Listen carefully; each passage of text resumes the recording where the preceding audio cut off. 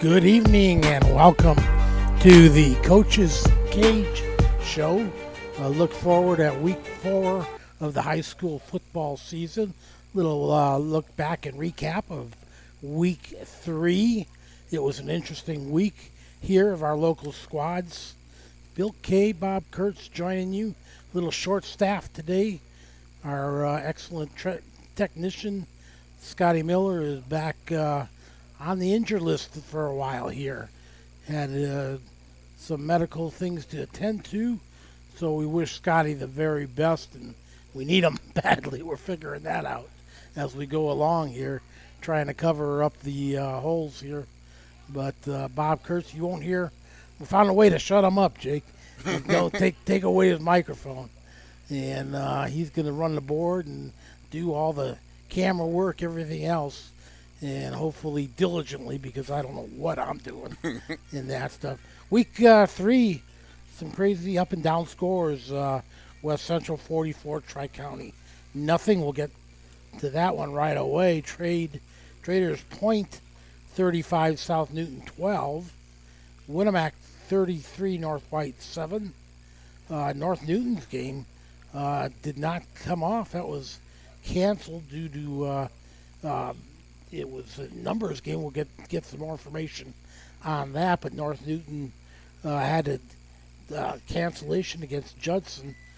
Rensselaer Bombers hit their first bump in the road as they went on the road to Hamilton Heights, one of those long Hoosier Conference road trips, and came away with a 21-0 loss. Meanwhile, Kankakee Valley, second week in a row that they've bounced back nicely from their opening loss to Rensselaer, and they won 41-0 at South Bend, Washington.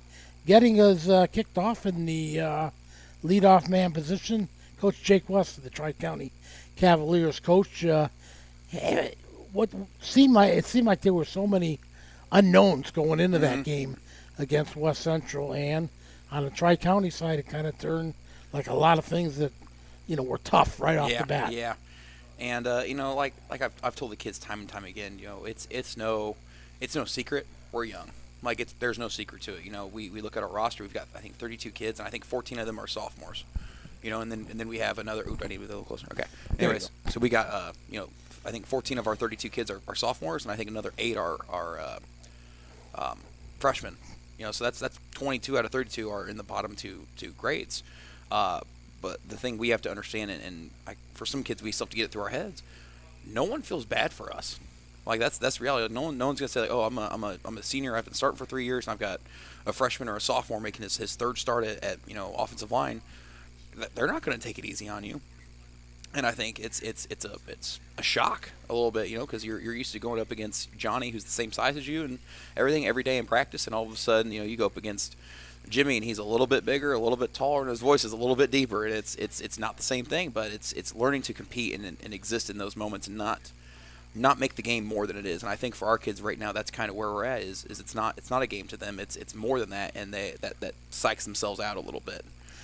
Through 3 games, it's really been a roller coaster for you guys. Up and down. Man, you had a tough opener at Carroll, and then come back nicely and clobber Attica, and then face last week's trouble at West Central. I think we just need to stop playing road games. Schedule every game at Tri-County. We're undefeated there. There you go. Get LeBeau on the line. See if we can schedule that. Well, let's see. Looking real quick here. You're going to be home this week as you entertain North White, and that all of a sudden becomes a big contest as far as Midwest Conference conditions go. Yeah, because like I said from day one, like my goal is to compete for winning the conference. I think you got to set goals. We got to speak them into existence. It's really easy just to be along for the ride, but if you don't set a goal somewhere, like you're kind of floundering around. And if we keep that goal alive, this is a must win for us. It is. But at the end of the day, we have to realize that it's just a game. It's at home. Take one play at a time. See what happens. Let's look back at last week. West Central, I believe, got the opening toss, but they deferred to the second half. Kicked off. You had a decent drive, but it was one of those tough fourth down calls where anymore it seems like when you get inside the opponent's 40, it's like you got to think hard about whether you're wanting to punt, where back in the old days that was just an automatic punt. Mm-hmm. So we, and like I said, we're young and we make young guy mistakes. So we basically made a kill call, which is just there's no play, just go out, see if we can get them to jump. If they don't jump, we'll call timeout. If we false start, punting from the 35 is basically the same as punting from the 40. So Sure. I was like, there's not really a lot to lose here. Let's roll the dice, see if we can get a free first down. And so there's about 3 seconds on the play clock. I'm getting ready to call timeout, and our center, who's making his second career start, like it happens, snaps the ball. So no one's really ready to block, and I pull him off to the side after the play, and I'm just like, what was going through your head? And he's like, I don't know. And it's one of those things. It's a learning experience. It's you learn best from when you mess up, and because now I know he's never going to snap it again when we make a kill call. I know that. And it's stuff like that in the moment it's really easy to get frustrated, but you have to understand that these are still kids. I think that's his second year playing football. Does he probably know that? Probably not. Now he does, but it's you have to also take everything with a grain of salt because we're learning. So West Central, it seemed like after that, boy, they grabbed the momentum, and their ground game just they were tough. And again, like I said, we're young. The resiliency isn't quite there yet. That being a junior or a senior, but like I said, we're learning. So it's Friday was a great opportunity for us to kind of test against adversity and kind of see what happens. And I think the best part of it is we turned.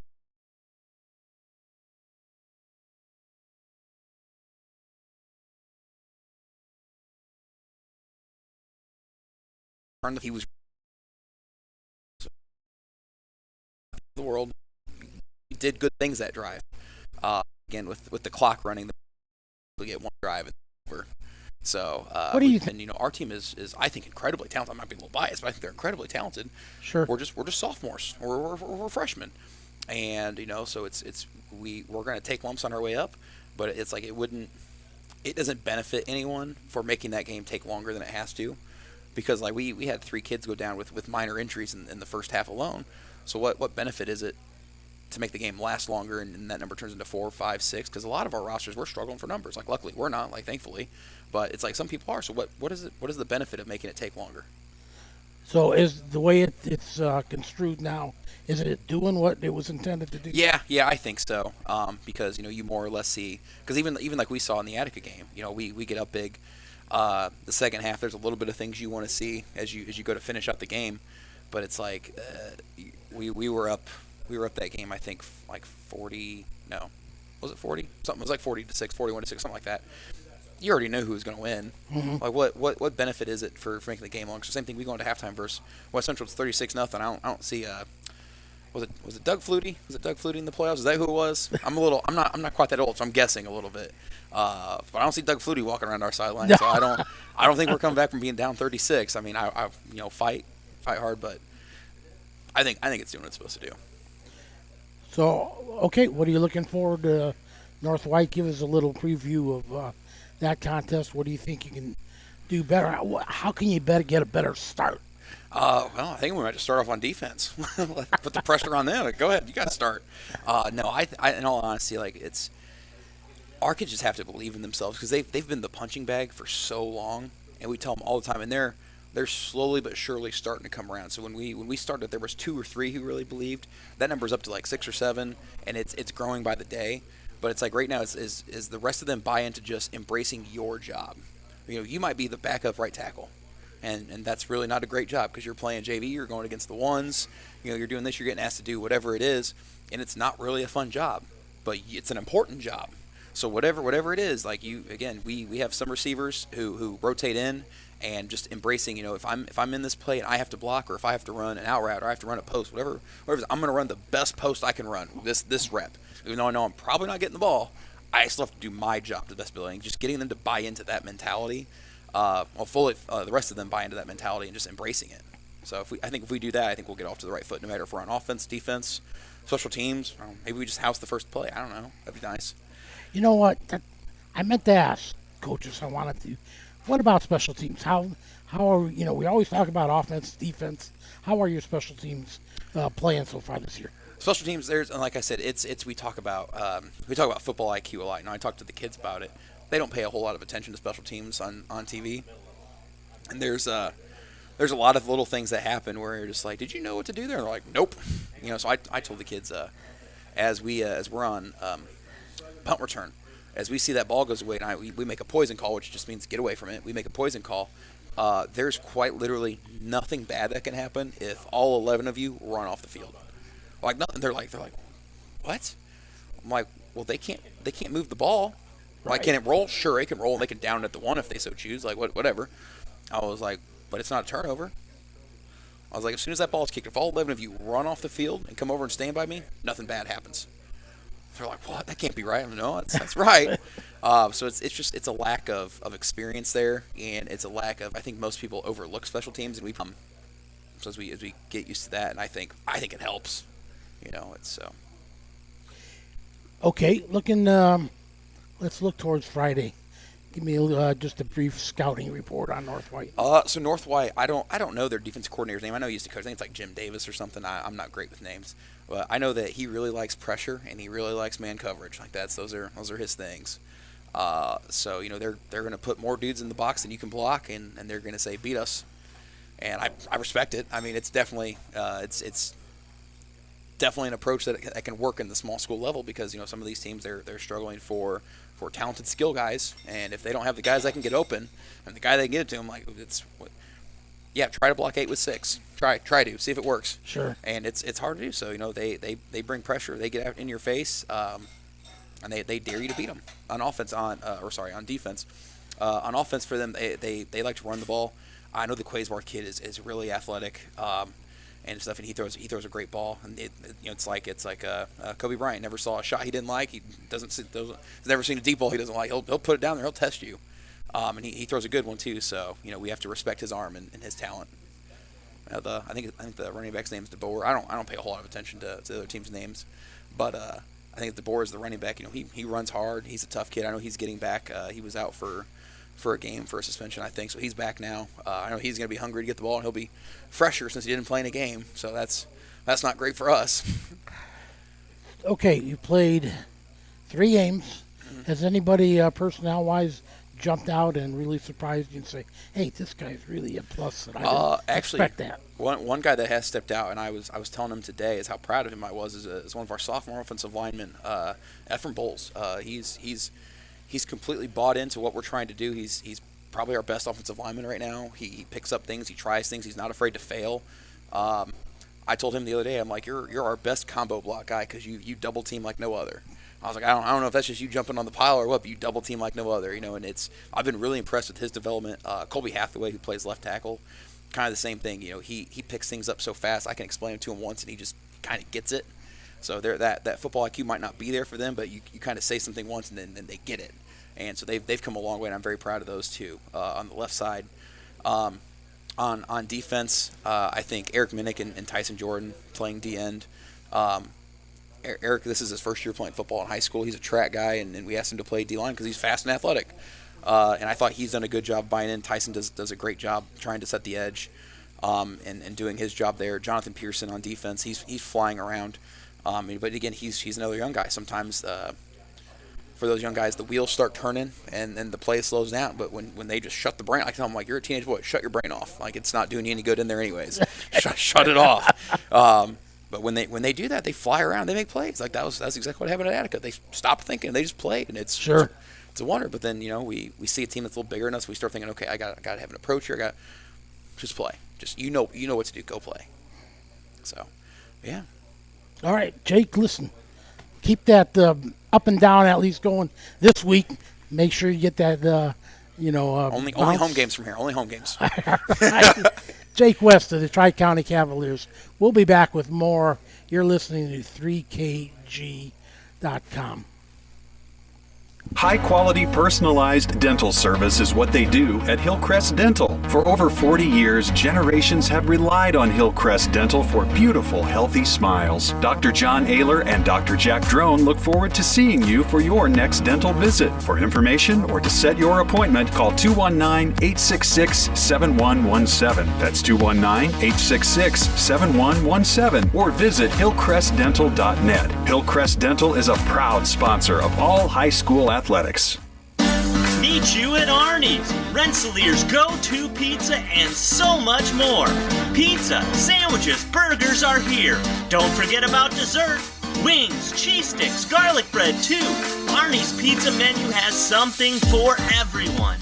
Dine in or carry out in the best pizza in town. Located across from St. Joseph's College in Rensselaer. Call 219-866-9999 and meet you at Arnie's. Founded in 1931, Community State Bank in Brook is your community bank.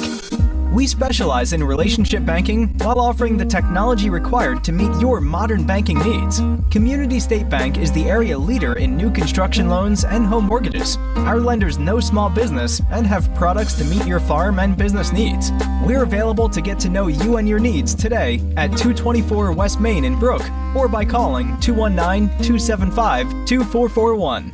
Pulver Psychological Services offers psychological counseling, consultation, and assessment. Locally owned and operated, Pulver Psych focuses on solutions for the community and serves as support for individuals, families, and organizations. Whether you're in need of personal, family, or success counseling, Pulver Psychological Services can help you reach your life goals. Increase work satisfaction, have better relationship compatibility, improve sports performance. Get in touch with Pulver Psychological Services by visiting pulverpsych.com.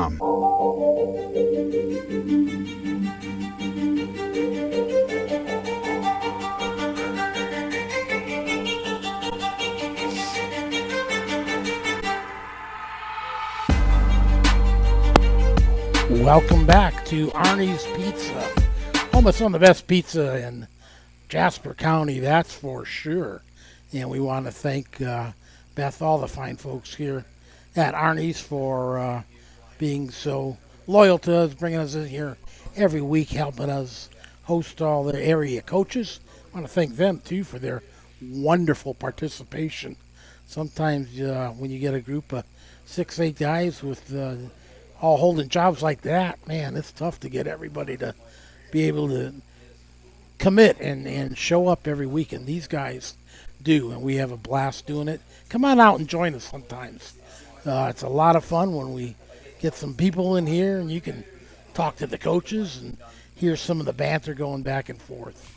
Scott, boy, you're going to be a little bit of a mystery man here this week. We don't, we can't look back because you didn't have a game last week, and that's no, we didn't lose. You didn't lose. That's right. These days with COVID and everything else, and you right off the get-go with bad numbers, facing what could be trouble. You can't. You're like an injury or two away of really struggling with that lineup that you have. Well, yeah, I mean, but in actuality, I'm kind of getting used to it.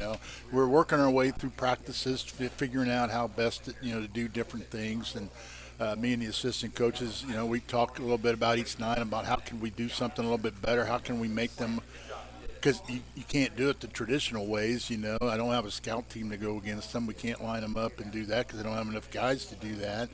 So we're doing a lot more individual stuff and a lot of other stuff, try to work on individual skills. It's really hard to do, the group stuff, but we're figuring it out as we go, and it gets a little better each time. But yeah, it is what it is. The guys we got are playing hard, and we're getting after it. And I was asking the other guys here. I said, because I need to look up the rule. I said, can you finish a game with 10 guys or 9 guys or whatever it is? As long as you start with 11, are you going to be able to finish it? And so far, most of the people I've asked, not really sure. That's around the school and around that, nobody's really sure. But I said, I know you can do it in baseball and softball. You can start with 9, you can finish with 8. Basketball, you can finish with less than 5. As long as you started with it. So I said, I'm assuming you can. And then that's what they were saying. So we've had lots of times when we've had plays where we only had 10 guys out there by mistake. There's no penalty for it. So I'm assuming you can. So I go, well, we haven't had to do that yet. Here's hoping that you don't have to find out. Worry about it, but yeah, plus, and that doesn't happen by mistake because it's easier. All I got to do is turn around and look. I got 4 guys on the sideline. I know I got 11 out there. It's a lot easier to count the sideline than it is the out on the field. So, so far, so good. We're getting ourselves ready, and, we'll be okay. So you've got Kankakee Valley coming into your place, scheduled for Friday night. Correct. We're going to be there. How's practice coming along? Are guys getting, okay? I guess a big problem from 2 weeks ago were concussions. Is that right? Yeah. We had 2 guys go down with concussions against Rensselaer, which was a big thing, which meant they were out the next week, really. So they got themselves cleared from the doctor. One of them did. Got cleared from the doctor and had to go through the protocol. So he's able to play this week. The other kid, the doctors told him he's done for the year. They're not going to really? They're not going to clear him to come back because it's his 3rd one in 3 years or whatever, And concussions are always that kind of a question mark, aren't they? They do, and he's not going to play. So, but he's staying with the team, and he's out there, and he's helping, and he's doing – because it's new to them, too. I mean, they're not used to this kind of situation either. So it's kind of new, and we're all kind of it's an experience where you'll get to talk about it later because, not too many people are going to be able to go through what you're doing this year. So that's one aspect of it, I guess. Scott, we've talked about it here in weeks past already on the Coach's Cage, how tough your schedule lays out for you at the opening of every year. And this is hopefully the real, maybe last one of a real tough first stretch. 4 games where you got to play South Newton, Rensselaer, what would have been North Judson, and now Kankakee Valley. Yeah. Give us a little scouting report on KV and what you expect from them. Well, they're going to be, they're going to be a physical team.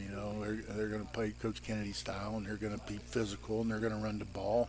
They're going to line up and be in that eye or split backs or power, and they're going to run powers and toss sweeps. And it's old school football. I like it. I mean, it's they're going to come right at you, and they're going to, here we come. You're going to have to stop us. So our guys will have to figure things out and get stuff done. And then defensively, they're the same. Up front, they'll be physical, and they'll come after us, and they're going to be bigger and stronger probably and faster and more of them. So we'll just see what happens. We got to be able to control the ball a little bit. Got to be able to run the ball a little bit so we can eat up a little clock, take some possessions away from them, and finish some of those drives. If we do put a drive together, we need to finish it and score to stay in the game. But at the same time, control the clock. It's relatively game plan. It's the game plan we've had for the last 2 or 3 weeks, and what we're trying to do. We haven't quite accomplished it yet, but we're still working at it. And will you load up the box to stop the run? Or? Well, we will try, but I don't know. We're not very big up front. Our line's not very big, and the linebackers, and we're young. We got guys playing that haven't played much in that position. There's a little bit of difference from the last few years for North Newton. Well, yeah, because all the 3 defensive linemen, none of them were, played very much on defense last year. One of them didn't play at all, and the other 2 played very little on defense. Played some offense, but not defense. And then your linebackers, only one of them is back. The other 2 back, but we moved one of them from outside to inside, so he's playing a new position. So working that, and secondary-wise, we only got one out of the 4 back, because we lost some guys that we thought we were going to have back that played. But they're, like I said, the people are working hard, and they're showing up, and we're figuring out what we can do. This is Bill K at the 3KG, The Cage, our weekly pregame show with the area coaches. We're on the air now with Scott Rao of North Newton. Scott, on a week like you had, when did you know that you weren't going to play a game on Friday last week? I knew pretty early. We knew. I had a feeling Saturday, but I thought, we'll wait. And, we let Judson know on Saturday or Sunday that there's a good possibility that we would. We made the final decision Monday morning because I needed to see those guys that had the concussions because I know they were going to the emergency room or to the doctors. So you figure they're not going to be cleared. So I knew I was already losing those two, and I had a couple other kids, younger kids that were down too. So I was already. I knew on Saturday I was already down to 11. If I didn't. As long as everybody I didn't hear from is still there. Because Right. I told North Judson on Saturday, I said, I feel uncomfortable because I might get to Monday and there might only be 7 or 8 kids. I don't know. Sure. How beat up we are coming out of this one. But I knew of those dedicated to the sport and trying to lead these guys and making something happen. So those 3 guys have really done well. I'm really proud of what they've done. We have a sophomore, Fox, who stepped in to do the quarterback because, our quarterback last year was a sophomore. We assumed he was going to be back, but he's not. So, we had to find somebody to run the quarterback spot, and Rhett said, I'll do it. I'll give it a shot, Played tight end. He was a backup tight end last year as a freshman. Now he's, running the team at quarterback. So, but he's doing well, Obviously, he's going to keep getting better, but, I mean, he's stepped in and he's taking control and they're working hard at it. So I'm really pleased with most of them. Does this group, have they, embraced kind of us against the world mentality a little bit? Well, at times I see it every once in a while from them, but then other times I you don't. So some of it is, as the coach you're looking at, I want them to be gung-ho all the time, but they're kids. There's all kinds of stuff going on every day at school, so they're not always thinking about, they're not like me where I'm thinking football all day long. No matter what I'm teaching, I'm thinking football. But, they got other stuff going on. And so, but, yeah, they know we're at a severe disadvantage. They understand that aspect of it. But they're not using that as an excuse yet. I mean, they're not doing that. They haven't done that yet. That, as far as I know, to me anyway, they're going to go out and they're going to play hard, and we'll see what happens. When you get a game where you're probably a pretty big underdog like this, how important is the start that you guys get off to a good start Friday? That's very important. That we're able to execute any part of our game plan will be an important aspect of it. Can we do it for an entire game? I don't know. I mean, I don't know if we're going to stand up because these guys they're playing every minute of everything. They're on every special team, every offense, defense, everything. They don't come off the field.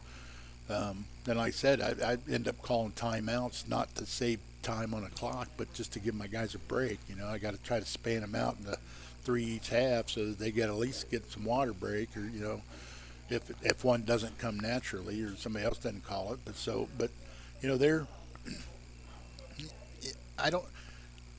They've gone into every game and they played hard so far. Like I said, we played 2, and both of them they came out and they started off and they played hard. One was a good game, the South Newton game. We went back and forth and had an opportunity to win that game. Didn't pull it out. The Rensselaer game did not go our way from the get-go, but it didn't dampen their spirits. They came back the next week, whoever we had left, and we got some practice in. And they found out that we weren't going to play on Friday, and they actually, several of them were kind of disappointed, but they understood because, we had, 8 or 9 guys. We're not really going to do that. We'll wait the next week and we'll get most of those guys back. Like I said, we're back up to 15 back, and hopefully we get through this healthy, and then the next week we'll have, maybe 16, and they keep working ourselves up a little bit, hopefully, if we can stay healthy for a few weeks. So, we'll see. All right, Coach. Stay healthy, Yeah. and good luck on Friday. And, hey, we'll be there. We're looking forward to the video and There you go. and the call, and can't wait for it. All right. All Thanks right. a lot. Coach Scott Rao of the North Newton Spartans. We'll be back for more. You're watching and listening to 3KG, thecage.com. Hi, this is Chuck Clark with the Underwood Insurance Agency, formerly Preferred Insurance Group. Are you tired of being sacked every month with your auto insurance bill? Do you feel you just pay your premium to your agent and never hear from them?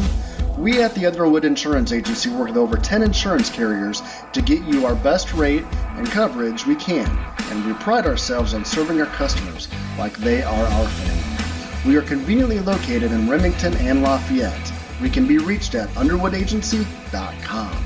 Reach out to us to score big savings. Working with our customers has been Kentland Bank's trademark for 87 years. We're dedicated to making your visit a lasting one, and helping you achieve your goals is our #1 priority. With 5 locations, Kentland Bank offers all loans needed for today's businesses and families, including car loans, mortgages, agriculture, and commercial loans. We're here to make your busy life less hectic by offering online and mobile banking, bill pay, and P2P payments. Member FDIC and equal housing lender. After a hard day's work or play, it's time for some relaxation, and there's no better place than Unwind on Front Street in Rensselaer. For massage therapy, facials, spray tanning, yoga classes, and wellness, stop by Unwind. They also offer student-athletes 30-minute massages for $25. Alina would like to thank Unwind's loyal customers for their patronage since 2016. To make an appointment, call Unwind at 219-869-0290.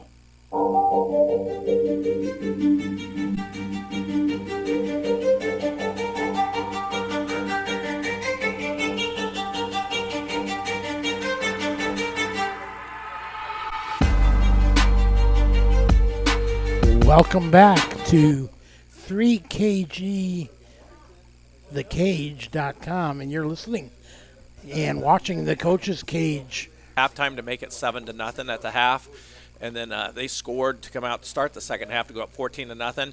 You know, one time we're down inside the 5, end up turning the ball over, so we had an opportunity to score there. Then a couple other times we got down inside their 30 and just didn't capitalize. So it was a good game. I thought.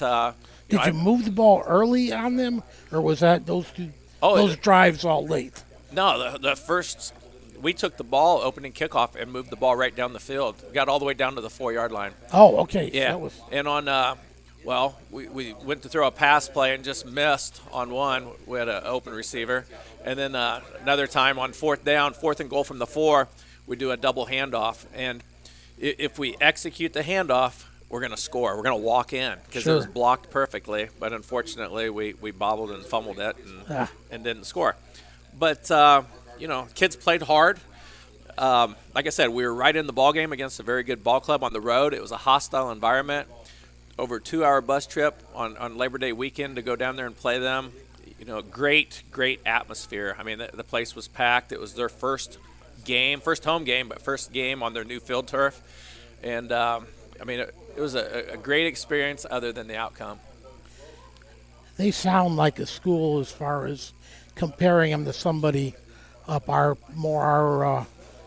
corner of the state here. Crown Point was always that 4A type of, maybe a smallish 4A school, and now they're 6A and redoing their facilities and have recruited a big name coach from Illinois to, that seems like that's the kind of stance that they're in now, Hamilton Heights. Yeah, and you know what? And Hamilton County is a hotbed for sports, especially football. But what more can you ask for? You know, we walk into a hornet's nest at KV. You know, we come out of there with a win. Our rival to the west, North Newton from Newton County, we beat them, and then we go down all the way towards towards Indianapolis, play Hamilton Heights, and playing great teams like that's only going to make you better. And they showed us some things that we're deficient in that we need to get better at. One of the things I was disappointed in is I didn't think we handled adversity well. We marched the ball right down the field, should have scored, didn't score. They take over. Adversity, we got to overcome it. We didn't handle it very well. So we watched film. Were they able to drive on that next possession? They drove right back down the field. But, we watched film. The kids saw firsthand. The film never lies. Saw firsthand things that we could have done better to help ourselves. And, if we live and learn from it, then, I hate to say it was a good loss, but it was a good experience to play a team like that and learn a lot about ourselves. You stay in the Hoosier Conference this week. You stay on the road. You're at Twin Lakes.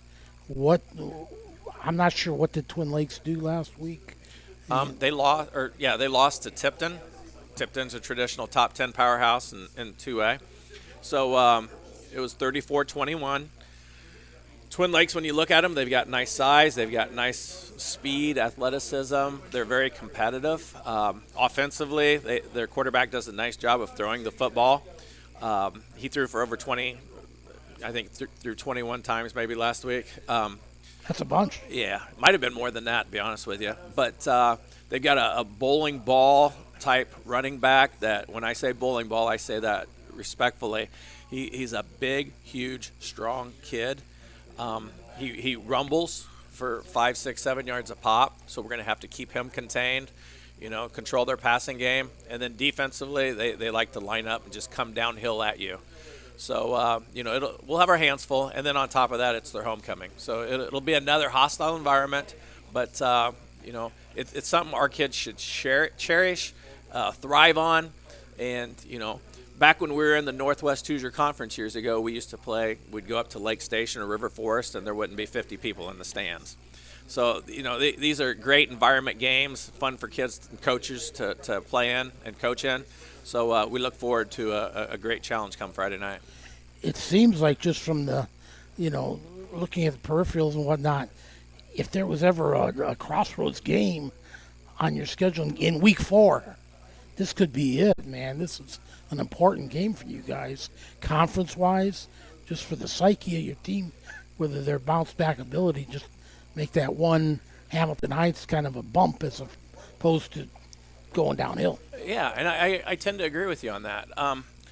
I go back to last year, we won week 1, we won week 2, then we played Hamilton Heights, and as you remember, we were up 21-20. It was a close game. Time's ticking down. We turn the ball over. They go down the field and score.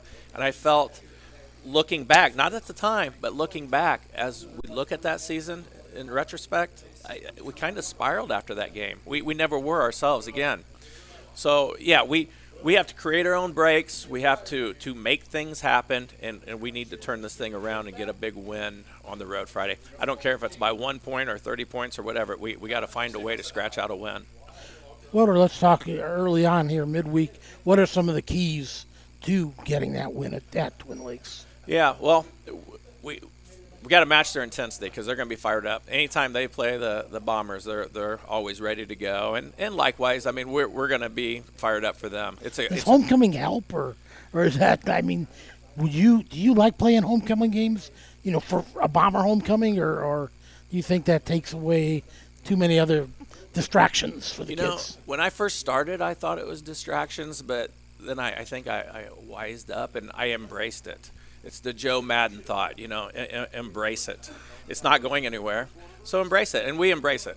So whether we're playing at home for homecoming or on the road at homecoming, it's a great atmosphere. It's fun, whether you're at home or on the way. So, it's a good time. So we look forward to going there, playing on their homecoming. They'll have their hostile crowd. We'll have our hostile crowd. So it's relatively close. Both communities will come out and support the rivalry. So it'll be a terrific game. It'll be a fun game. But, our focus has been very good after a loss. I think getting into the film room Monday, seeing that a lot of the mistakes and things were self-imposed.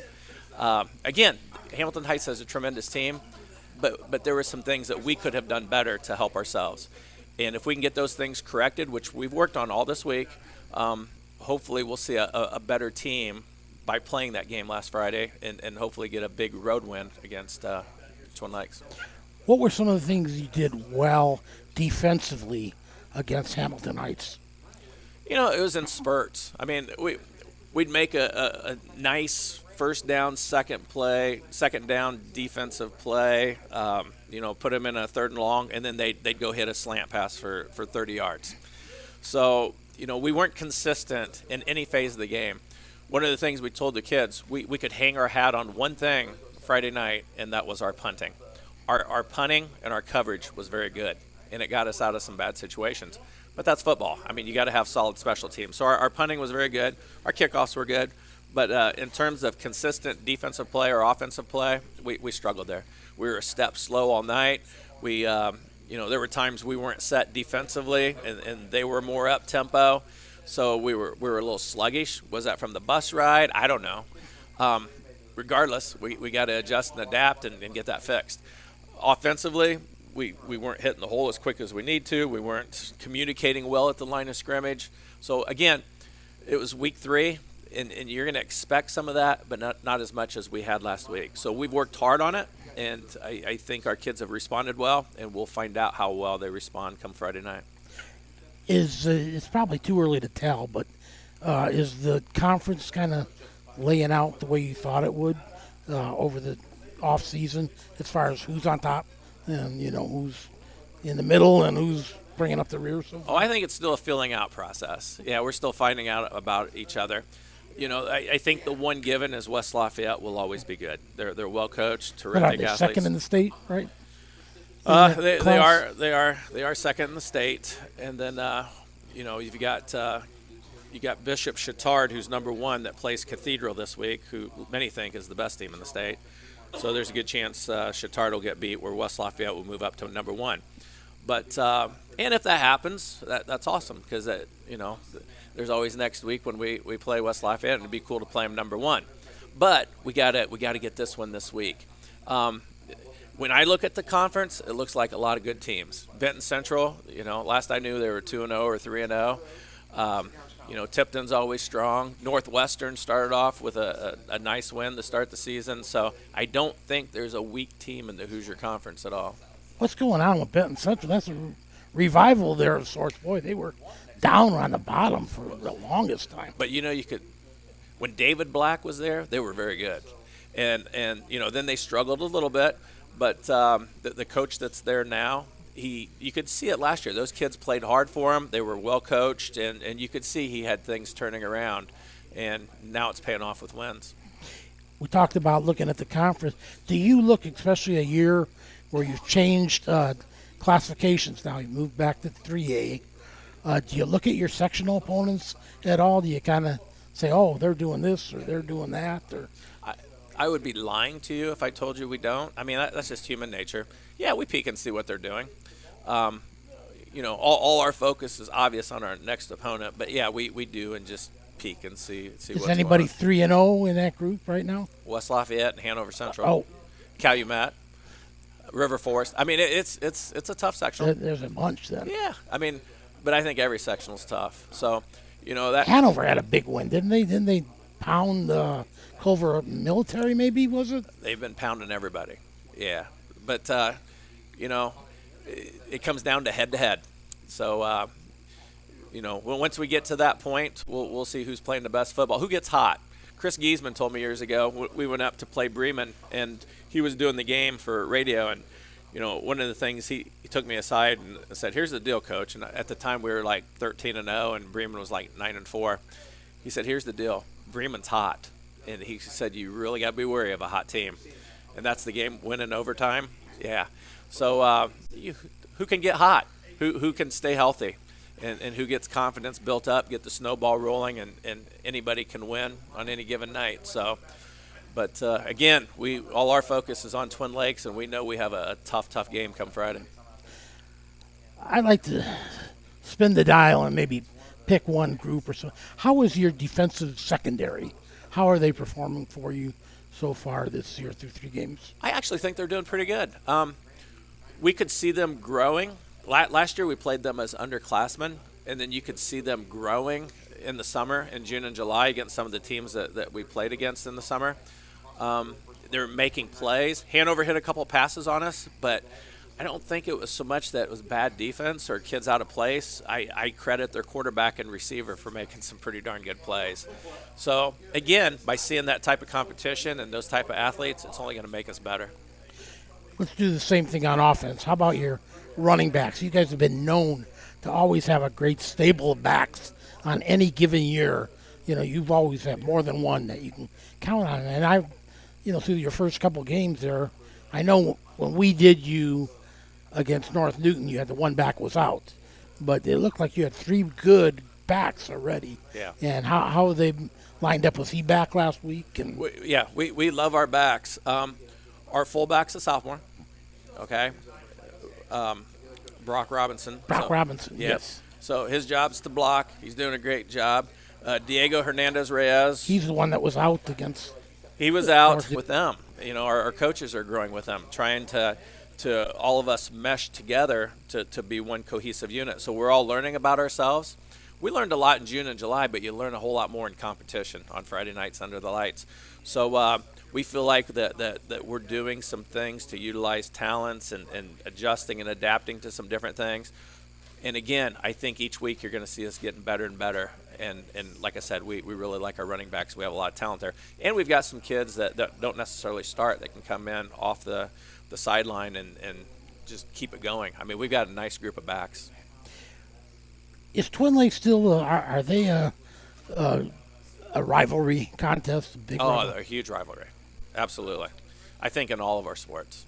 Yeah. I mean, you go way back to Rensselaer, Monticello, and track and field and football and basketball. They always will be our rival as close as they are. But it's a good, clean rivalry. I think it's fun for the communities, much like Rensselaer and Kankakee Valley. All right, Coach. Well, listen, good luck next week. Looking forward to meeting you guys down the road and getting another contest from Rensselaer Central. And hopefully you'll be on a winning streak and be one of those hot teams that we talked about. That's the plan. Coach Chris Meeks of the Rensselaer Central Bombers. We'll be back with more. You're watching and listening to us on 3kg.com. Thanks, Chris.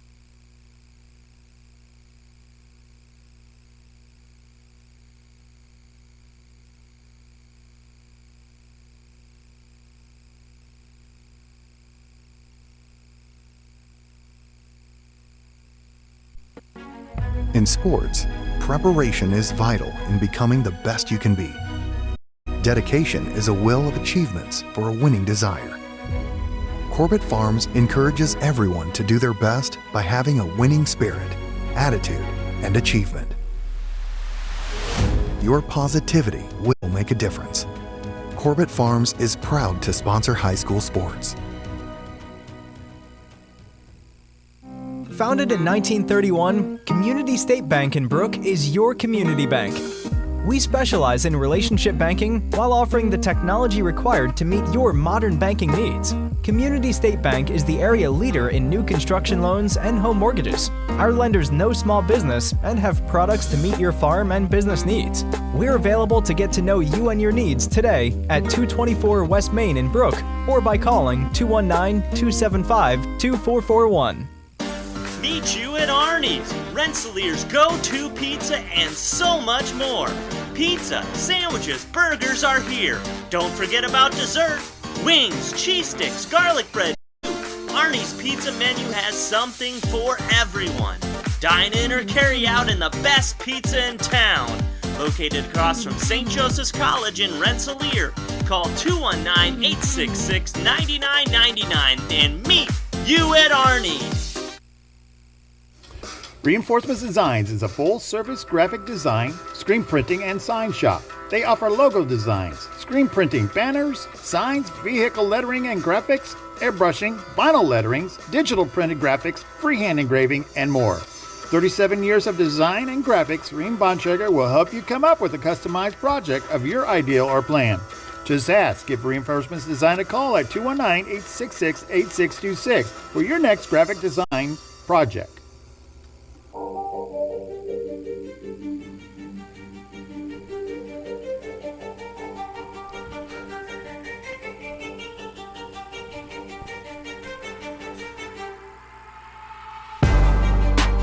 Welcome back to Arnie's Pizza in downtown Rensselaer, where we are in week 4, looking forward to week 4 action of high school football. You're listening to the Coach's Cage Show on 3kg.com. Of course, we've got full video and streaming right now for the rest of the season. So join us for each and every game that we do. Next week we'll be scheduled to go to North Newton to visit North Newton and Kankakee Valley, but right now we're joined by West Central coach Mark Hall. And Coach, well, what a difference a year makes You've got great numbers. You're coming off a huge victory. You're third in a row. Things are really on the in the plus column in Francisville right now. Yeah, we've had kids that have, as you said, we've gone through some rough times, but they've stuck with it, and that they understood that if we see this thing through, that good things are to come, and if we just keep believing each other, that good things will eventually happen for us. And this year so far, we've been able to see those things, and it's been great to have those kids be able to experience some successful Friday nights with what we've had to deal with in the past. And it's we go back to the seniors when they were freshmen. We started off that year 3-0, and then we had the most injuries I've ever seen in a season after that point. And the rest of the year was a struggle. And we, like a lot of those now seniors, they played a lot then because they had to, and they stuck with it even though they were not having a whole lot of success then. And then their sophomore year and junior year, we again had low numbers at the upperclassmen position, but they stayed with it. And then this year's juniors, they came into the fold, and those two groups combined, now we've got 20 kids in those two groups. So those are good numbers, and it's been able to help us out here and getting success here early in the year. And we've talked about it this week that it's great we're 3-0, but we still haven't accomplished our goals yet. So we got to keep working towards those. Coach, next week, a tough game. You're back on the road now at Culver. That'll be a big one for West Central early going here. Culver will be a physical team, and we scrimmaged them at Manchester Camp when we went there over the summer. And they're a team that we've played at least once for the last few years. We've played them twice, a couple times in there. And they're a team that, looking at them, they're not as big as what they have been in the past. So size-wise, we match up with them a whole lot better than we have in several years past. So we're looking forward to heading over there and having a good game. A little bit, let's look back to last week's contest against Tri-County. We had the pleasure of being there. We hadn't been, 3KG had not been to West Central to broadcast the game, and forgot how much fun it is to go there. Boy, you guys just impressed us to no end. And I'll tell you what, you got a quarterback that got last year yanked away from him on the first play by injury. And, man, it showed, how much he has just expanded and improved his game through a year. That was probably the most impressive performance through 3 games that we saw anybody. He just took over that contest. He makes so many great decisions. Yes, and that's last year as a sophomore, Connor Marlatt was the guy that we were going to go with, and during the scrimmage, he was figuring it out, and you could just see it just go from over the summer of, hey, it may be a little rough, and then all of a sudden, the scrimmage, his reads, he figured it out, how am I supposed to do this? And then to have him, the second play of the first game of the year, get injured, and then he's gone for the rest of the year, then it just took it all away. And it's what could have been. And Bladen Huber last year, he stepped up, and a quarterback in our system, it takes a while. It's not one of those things that you can just put any person you feel like in there. So Bladen, he was kind of behind the 8 ball to start with, but he gave us everything he had last year and did a great job with it. It's just Connor's only played quarterback, so moving Bladen around like that was difficult for him. But he did a great job for us. But Connor only playing quarterback, he understands more of the ins and outs of running our option and how to do a little bit more. So it's nice having him do that, and you've seen it every game this year. That he's been able to make some really good decisions. He holds it in there for a while, then last second he's going to pull it out and make the right decision and go. And week 1 is when he had the most rushing yards out of any of his weeks. Week 2 he had a little bit more than he did week 3, but week 3, he got it to the right guys. So in our system, there's a couple plays they could go to 3 different people depending on what the reads tell him. So he's got to make sure he's go through all those things and get it out there. And sometimes it's on that pitch, on that third option, and that's something that last few years really last 3 years, if you look at it, we've struggled with getting out to that pitch. And this year we've been doing a pretty good job of being able to get to that pitch, and that has helped us get out on people and outflank them and have success. So, again, that's just credit to all the guys just sticking with it and staying the course. You know who else impressed us, and this was by numbers. You know, your line was terrifically outsized. I know that Tri-County is a young squad, but they got some big boys. Yeah, they had some really big guys up there, yeah. Your guys really held their own and did the work as far as, you know, defense, offense. I'm telling you, they seemed to really, you know, they didn't mind going up against that size. Mm-hmm. They were there to do battle. They've done that their entire careers, because a lot of those guys, like the left side of our offensive line, Joe Jackson at left tackle, he's started since he was a sophomore at left tackle. He's always been smaller than everyone else. At left guard, Buzz Beismeyer, he started since he's a freshman. He's always been strong, but was a lot of times smaller than everyone else. Max Scholes at center, it's his second year starting, but he's only 170 something pounds, so he's not bigger than anybody. But and then our right side, our right guard was Zach Gilger, and was basically, I think that's his overall throughout his career, maybe his 5th start on the offensive line. But again, he's not a big guy. But they're just then Christian Hughes at the right tackle. This is only his 3rd game he's starting. So none of them are big. Buzz would be our biggest one there, and he's, I think, like 240 pounds. But those guys have gone against big guys their entire careers, and they're just used to it.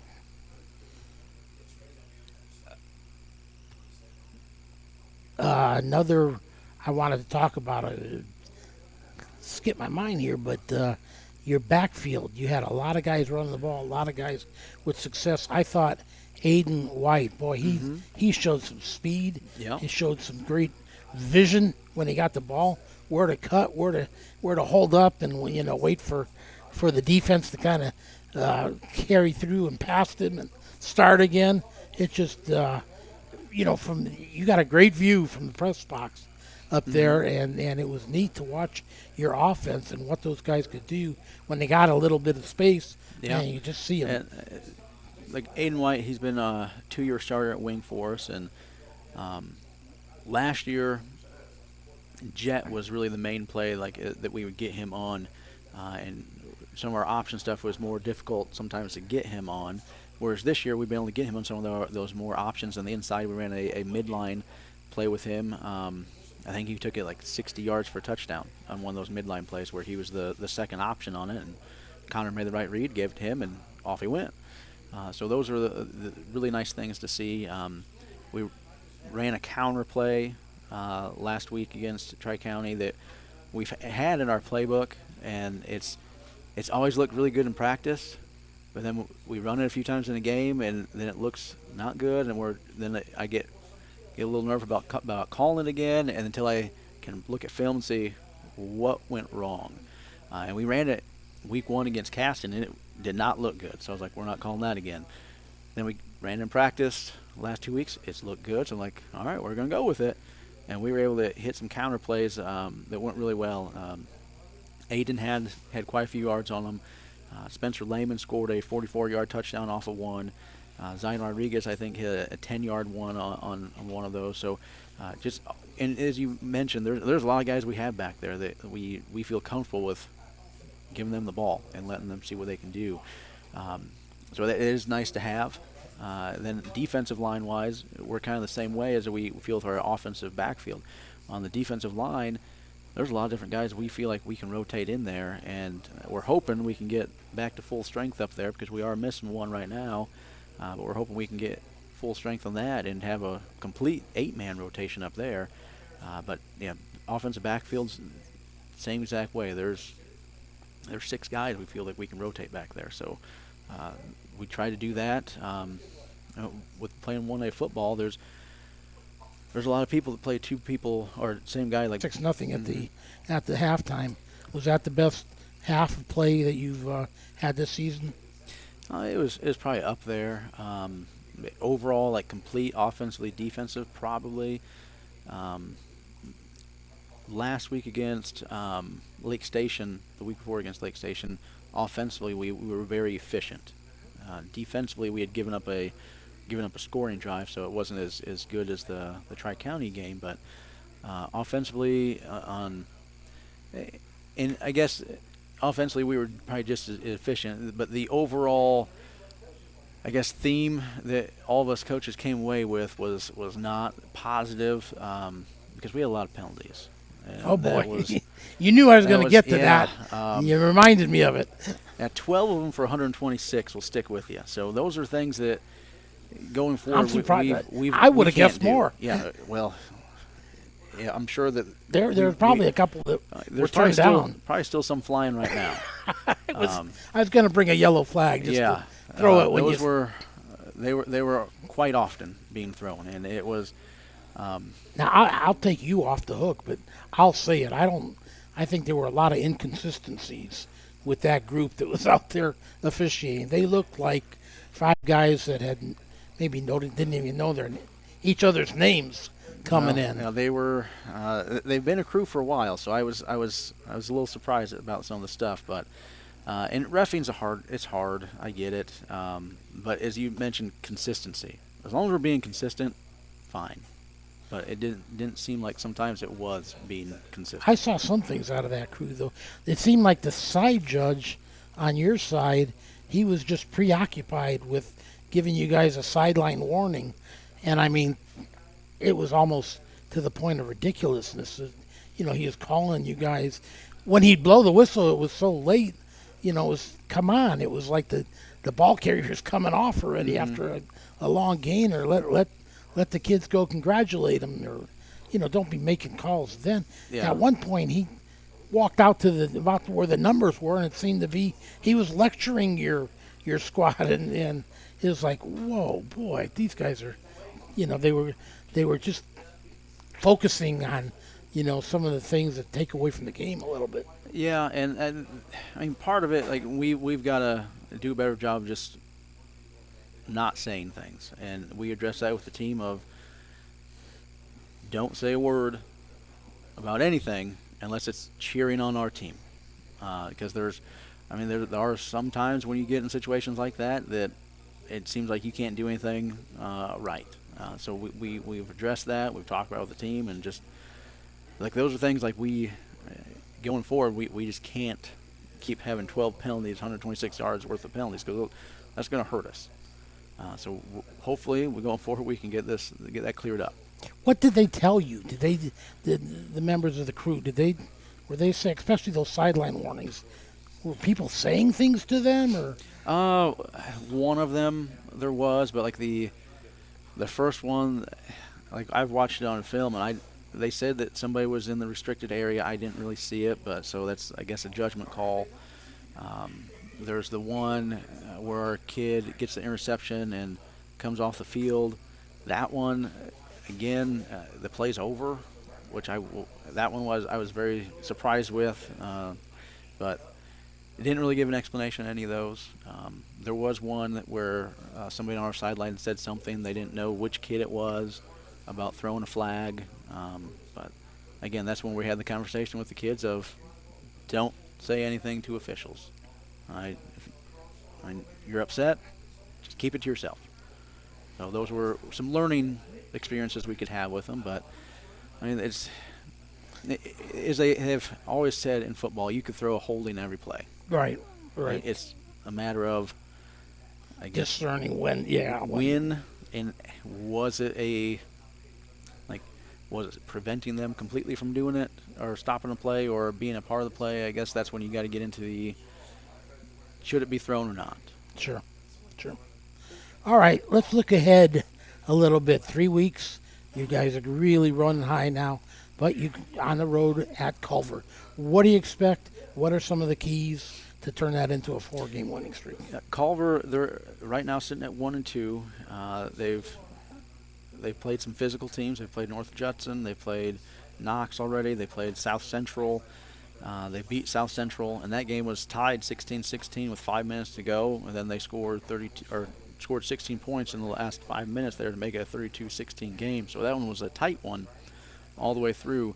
The North Judson game, I think they ended up losing something like 45-12 or something like that. But it was 20-12 going into the fourth. So it was a close one. Knox is the only one that they weren't in it. But they were, I guess you could say, in the first quarter. First quarter, Knox went down and scored. Culver answered. And then, so it was 8-8. And then after that, Knox scored. It was like 51 straight points or something like that. So Knox is a good football team. Judson's a good football team. South Central, I don't really know a whole lot about. So they've lost to two good teams that are physical.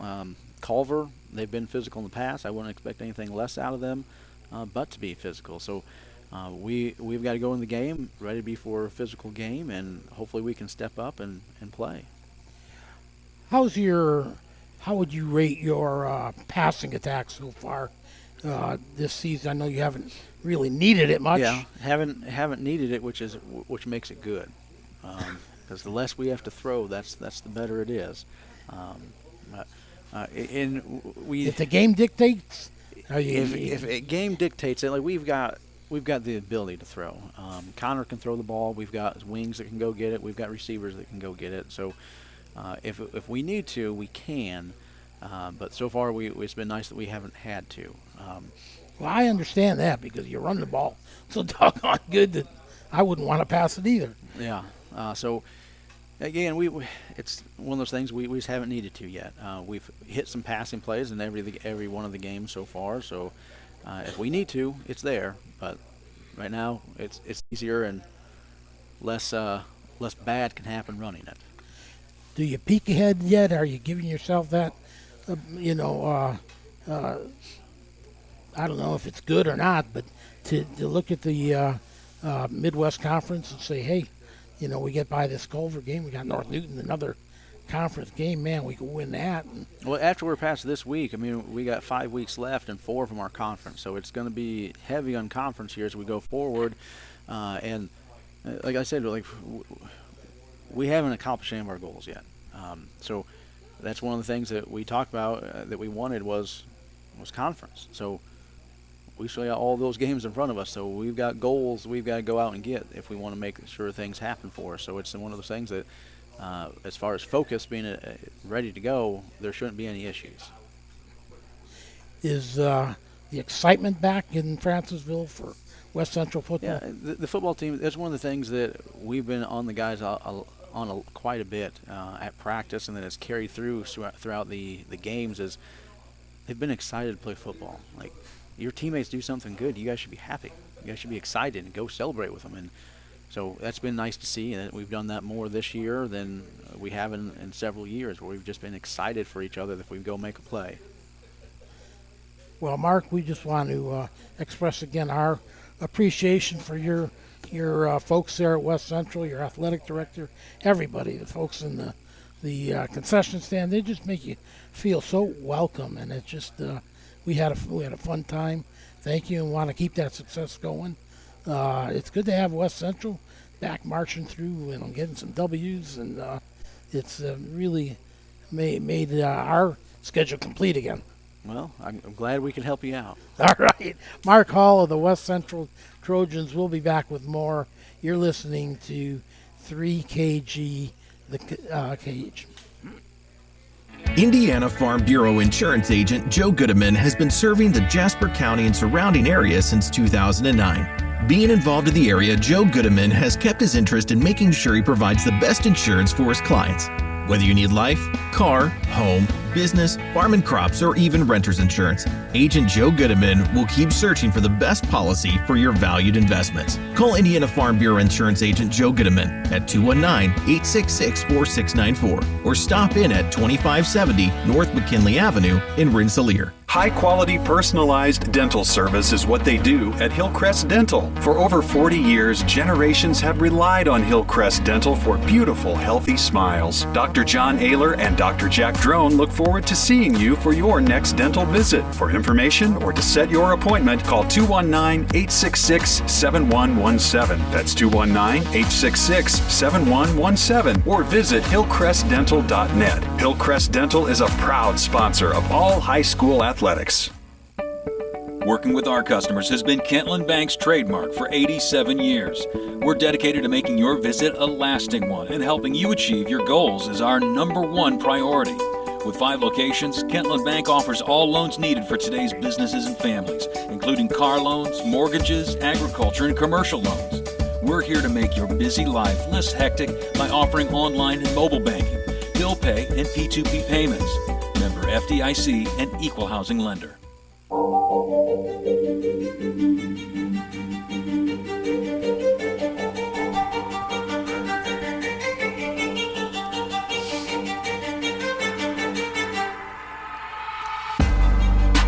Welcome back to our live stream simulcast from Arnie's Pizza, where we're here with area coaches every week, looking ahead, looking behind, getting a quick recap of high school football.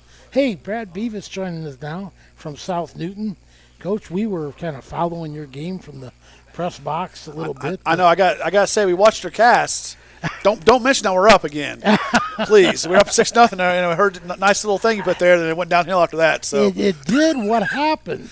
Well, it seemed like you were in charge of that game. We were actually. We've had trouble getting off to a quick start, and we actually got off to a quick start Friday. Scored on our first possession, got the ball back, and drove back down again, and inside the red zone, and couldn't punch it in. Turned over on downs. So we had a chance to go up 12-0, 14-0, and take a pretty good command of a game where a team was pretty athletic, and put them behind the 8 ball and make them do some things maybe they wouldn't want to do. It started kind of dropping some passes, and we didn't really get very much pressure all night on them. So we're up 6-0 at the end of the first quarter, and then they score 14 in the second, and then score 14 in the third, and another 7 in the fourth to our 6 in the fourth. So we just kind of, I wouldn't say we played bad. We just kind of didn't execute very well, and we didn't, like I said, we didn't put pressure on them, and they put a lot of pressure on us. Evan Krug actually played a pretty good game. I think it was his best complete game so far. He's had some pretty good fourth quarters so far this year in the first 2 games, but I think that was his best full game. But he was just getting harassed, most of the night and running around. I think we had 45 yards in sack yards. Oh, jeez. It wasn't good. So our line didn't play like how they have been. So we had a very good film session, to say the least. Productive, hopefully. But everything we did was fundamental. It was just things that we have harped on as coaches, and they've kind of done that, throughout the season so far. They just, maybe physically we're getting beat up, mentally you're getting tired, and you stop thinking sometimes whenever you get that way. So just one of those things. But ultimately, it's just one game in the season. It's like that for a while. So thank goodness, because they put pressure on us. Another game, home game. You got a kind of nice stretch here of home games with three in a row. No, we're on the road this week. Oh, you're on the road this week. Yeah, some scheduling problems were there, but we're on the road at Lake Station this week, and then 2 in a row at home, and then we're done. Okay. To hopefully get a sectional draw, but yeah. So. Okay, I thought I saw you had. Yeah, I think I think John Harold had. John Harold's got it. Yeah, had it backwards for the Lake Station. So. I got it. Bob Kurtz tells me that John Harold's always right. It's pretty biblical, but he's wrong in this case. Okay, what do you know about Lake Station? I don't know, maybe you got some film from Mark Hall, or he's played them already. Yeah, they played them already. They did really well against them. They got some seniors. They got a quarterback and receiver that's pretty athletic. He likes to run around. I don't know if he's more athletic than every one of our kids, but there ain't too many that are going to be more athletic than him. So we got to contain him is our big thing, and then they're going to put a lot of guys in the box. Either when we spread them out and go to our 3x1 and 2x2 sets, they're going to put a lot of guys in the box. So our line just got to pick up that blitz, pick up that rush, and then we just got to get the ball out and quick. And if we catch the ball, we'll be fine. You face teams like that, if you can catch a few balls and move the chains, just like anything else, it starts to put question in their eyes that they're doing it. But if you're dropping balls, then the same thing. We're getting to them. So we just got to make sure we catch the balls. We're going to get the ball on the edge probably a little bit, see if we can't get out to the space, all the guys in the box. But, we just got to get back to the fundamentals this week. Defensively, they run a lot of different sets. And the quarterback scrambles a lot, so you got to get back to just basic football. Make sure you line up, make sure you keep guys in front of you, and and don't take bad angles. So kind of a fundamental week for us, really. It'll be a good week to see if your kids can kind of shake it off. Yeah, it's our first loss this season, so we haven't experienced that yet with this group. We kind of talked about them that, just like I told you, it wasn't a conference game. It wasn't one of our games we It's not North Newton, Tri-County. It's not a big rivalry game for us. It's not a trophy involved. So it's just a game where we didn't play very well. I think they took it all right that night. So we just got to get back to work next week, and we'll see if we, bounce back or not. But, you really don't know. Even in practice, you don't know. Seems like our practice has gone well this week, but you just don't know until Friday night hits if we just kick it back in gear and go. And hopefully that's what happens for us. The long bus trip, how's that? Does that usually bother you guys? It's not bad, actually. It's actually better than going to Caston. Oh, it is? Oh, okay. yeah. Caston takes about an hour and 40. We can be there in about an hour and 10. So no traffic on 65. So, yeah, everybody thinks it's so far up there, but, it beats taking 15 different highways to Caston. But I like the road games. Like I've said over and over again, I think some of it's just my personality, but I just like the fact that we get on the bus and I know where the kids are. I know what their minds are relatively focused, and we're there. We're at home games. There's a lot of other distractions to think sometimes. Sure. So, like I said, it's probably more my personality than the kids, but I like road games. So, no, but home games where you make your money, so we got to play them at home sometime. Who's been a pleasant surprise for the Rebs so far through 3 games? We've had several kids step up. We knew our receiving core was going to be pretty good with Lucas Paguski and Chase Stillbauer and Sean Mikasa. And they've not disappointed.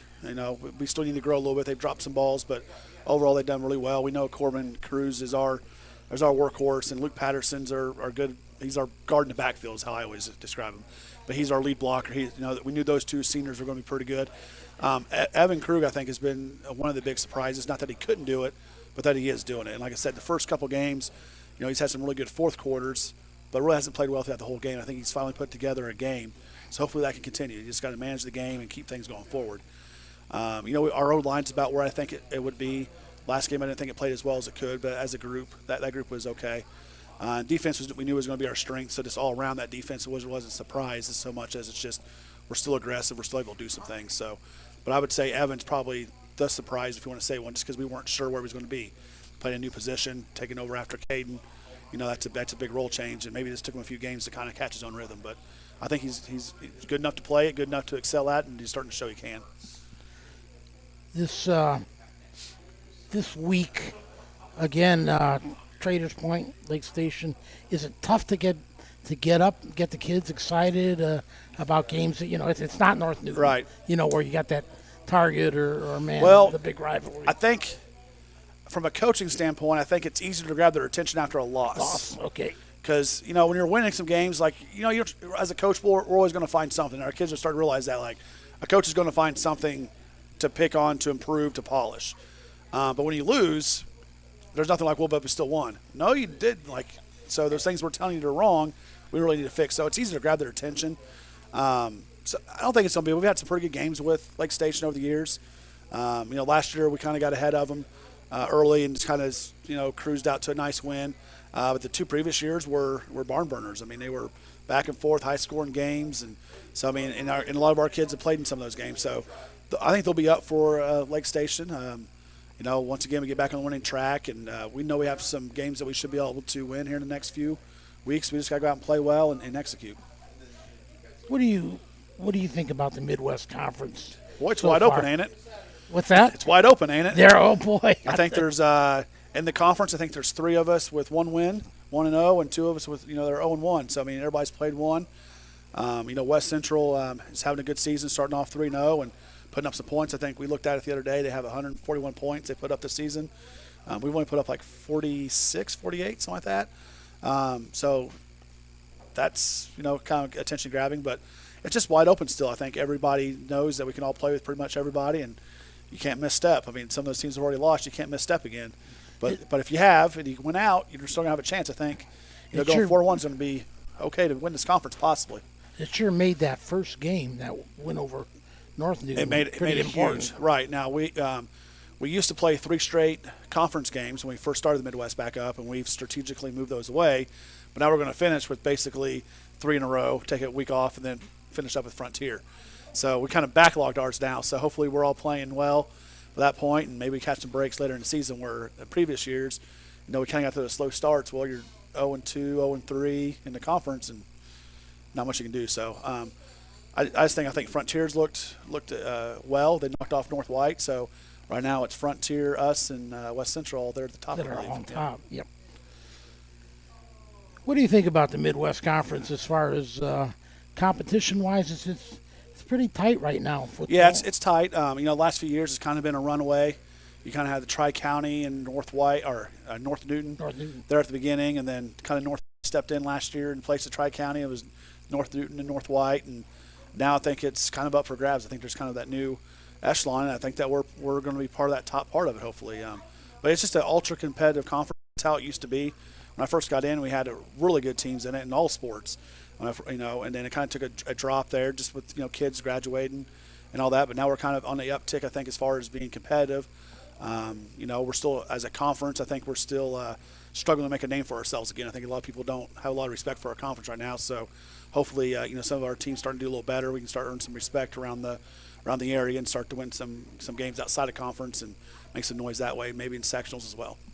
It almost seems to have helped a little bit that North Newton dropped the classification to 1A. I know you coaches probably look at that differently, but it's just the numbers game where they're always a small 2A, yeah, as opposed to so what's the difference? But I don't know. You look at it at the outside, you always figure that North Newton's going to win. They're the one big school, yeah. In that conference. And they had a 3 or 4 year streak there where they had some really good athletes.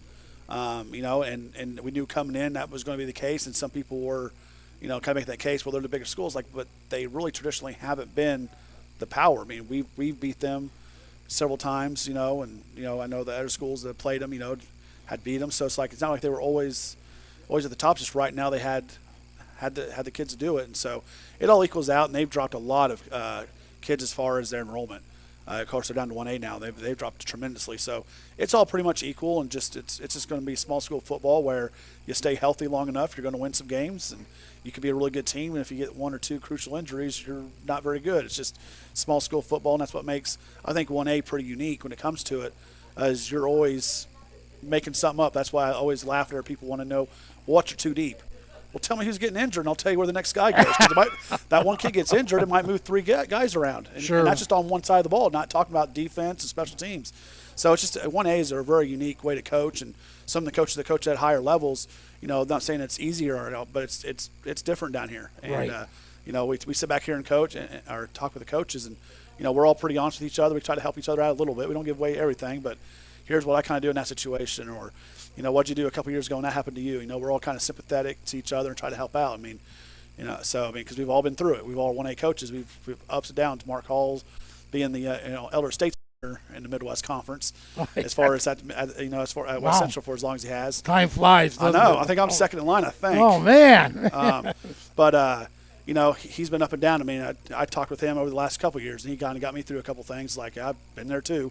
So we just kind of support each other, but that's just kind of the Midwest Conference is, there's rivalries and it's good football, but ultimately we're on the same boat, we're on the same bucket. So if we can all rise it up, what's the old saying? Rising tide raises all boats. So let's raise it up and let's get our conference back to where it was. Several years ago, whenever we were winning state titles and winning, conference or winning sectionals and regionals, and that was all Midwest Conference was. We won a lot of football games in this conference.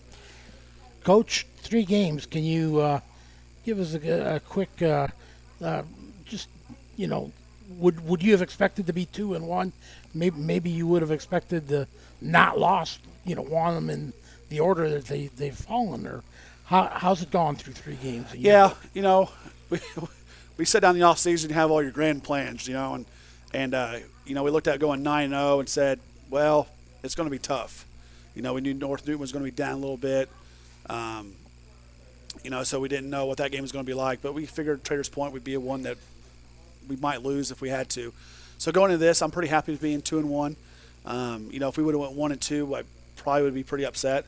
So I think we're about where I think we could have been. Obviously you want to go 3-0, that'd be better, but and going the rest of the season, I think there's 1 or 2 games that I know are going to give us some trouble just because of style of football or kids, the type of athletes they have, but I think they're all going to be competitive games. So I would expect us to be right there in every game the rest of the way.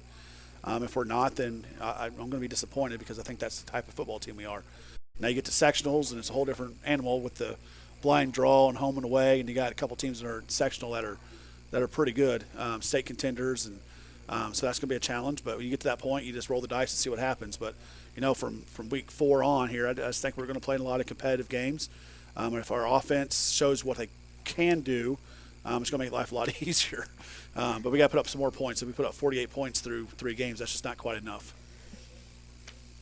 Is there any chance? I know coming off a loss, but is there any chance of your guys overlooking this one? This could be a little bit of a trap game.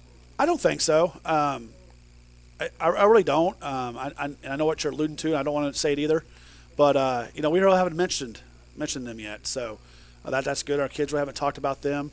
Even with the festivities next week being homecoming, we haven't talked about that much. So this group's pretty focused, and they had some goals they set early in the year, and we kind of hold them to that. And it's really easy once they set the right type of goals. It's pretty easy for us to come back. So, for instance, in the preseason, maybe they want to slack off on some running or whatever. Hey, you guys said you want to beat North Newton.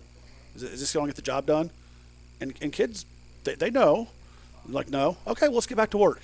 So, and we got some other things that are still lining up that we can still put on. So this group's really, really goal-oriented, and that comes from our seniors who are very goal-oriented and they're not loud-mouthed talkers. They're workers. And actually 3 of them worked on construction most of the summer, so you can tell what they did, but you can tell they worked a man's job, not a boy's job also. I mean, that helps lead us a lot because there's no nonsense. So I don't think that we're going to overlook too many teams. I think we take it week by week, I just think you take it one. I think we're going to take it one at a time, and I hope we go up to Lake Station and get back on a roll, and then we'll start talking about the other team we play next week. Bottom line keys can be reached at underwoodagency.com. Reach out to us to score big savings. Meet you at Arnie's, Rensselaer's go-to pizza, and so much more. Pizza, sandwiches, burgers are here. Don't forget about dessert. Wings, cheese sticks, garlic bread too. Arnie's pizza menu has something for everyone. Dine in or carry out in the best pizza in town. Located across from St. Joseph's College in Rensselaer. Call 219-866-9999 and meet you at Arnie's. Pulver Psychological Services offers psychological counseling, consultation, and assessment. Locally owned and operated, Pulver Psych focuses on solutions for the community and serves as support for individuals, families, and organizations. Whether you're in need of personal, family, or success counseling, Pulver Psychological Services can help you reach your life goals. Increase work satisfaction, have better relationship compatibility, improve sports performance. Get in touch with Pulver Psychological Services by visiting pulverpsych.com. All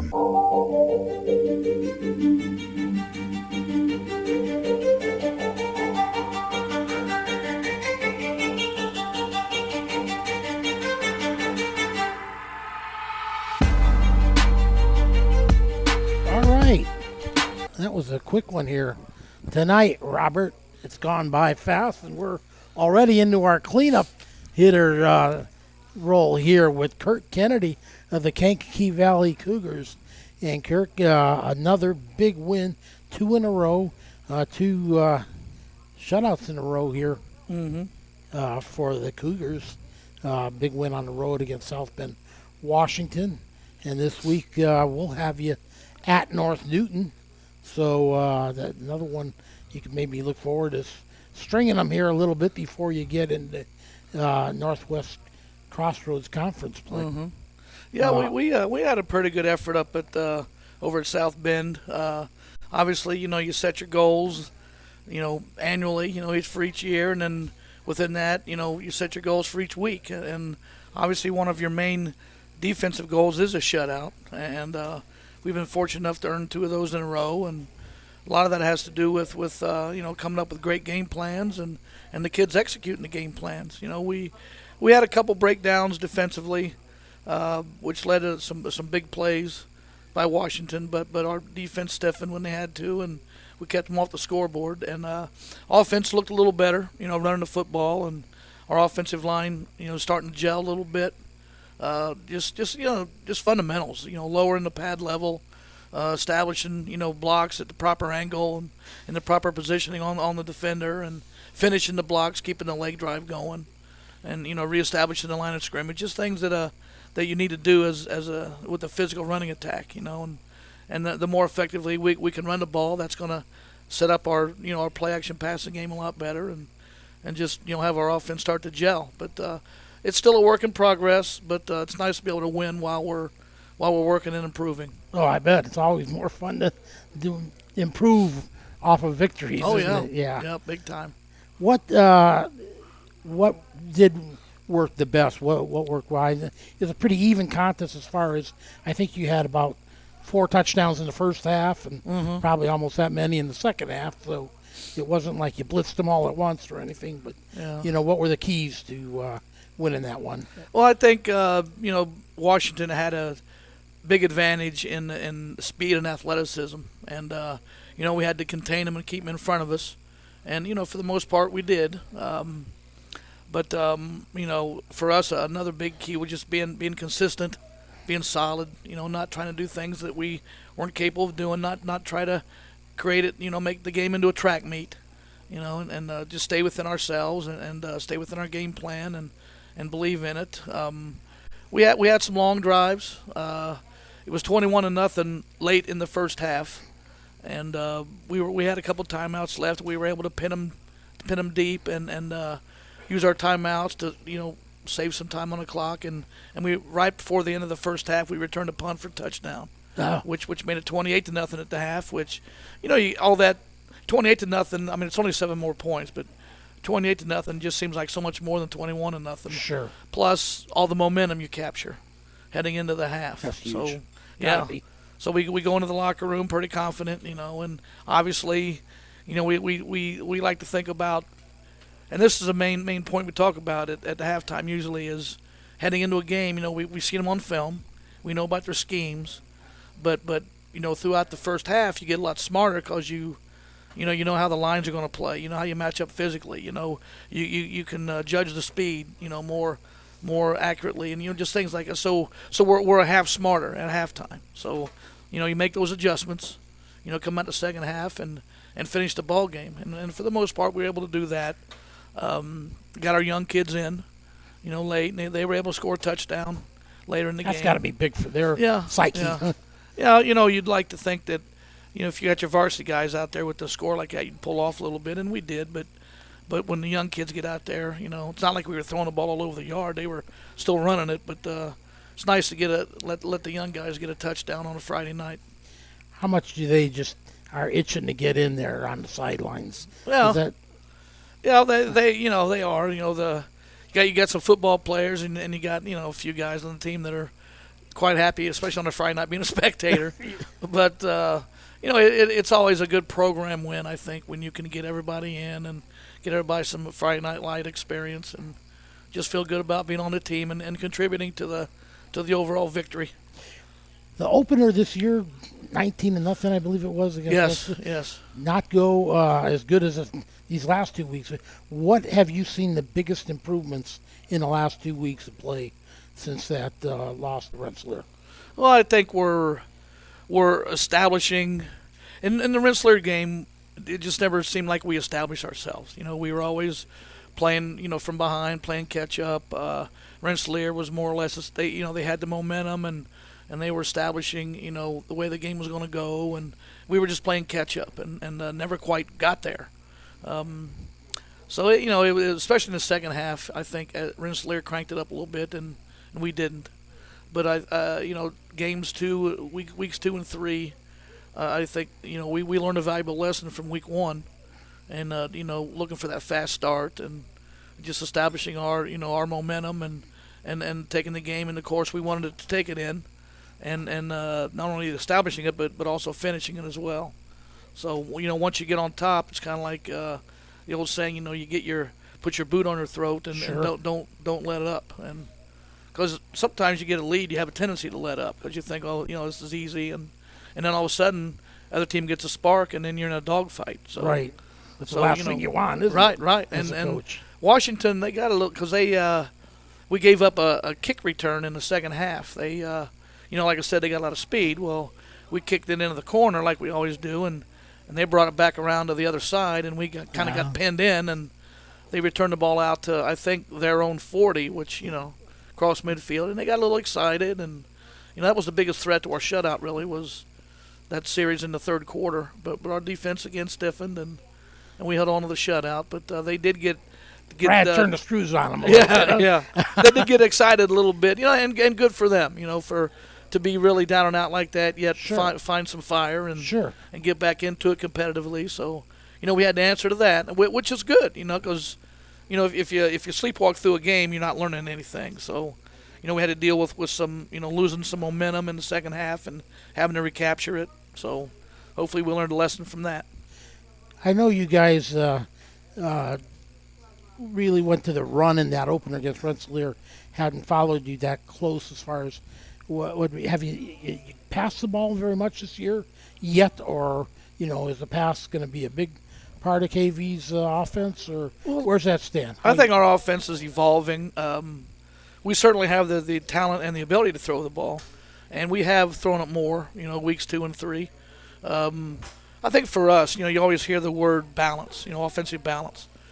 I think for us and our philosophy and the way we like to do things, offensive balance for us would be throwing the ball when you want to instead of when you have to. Mm-hmm.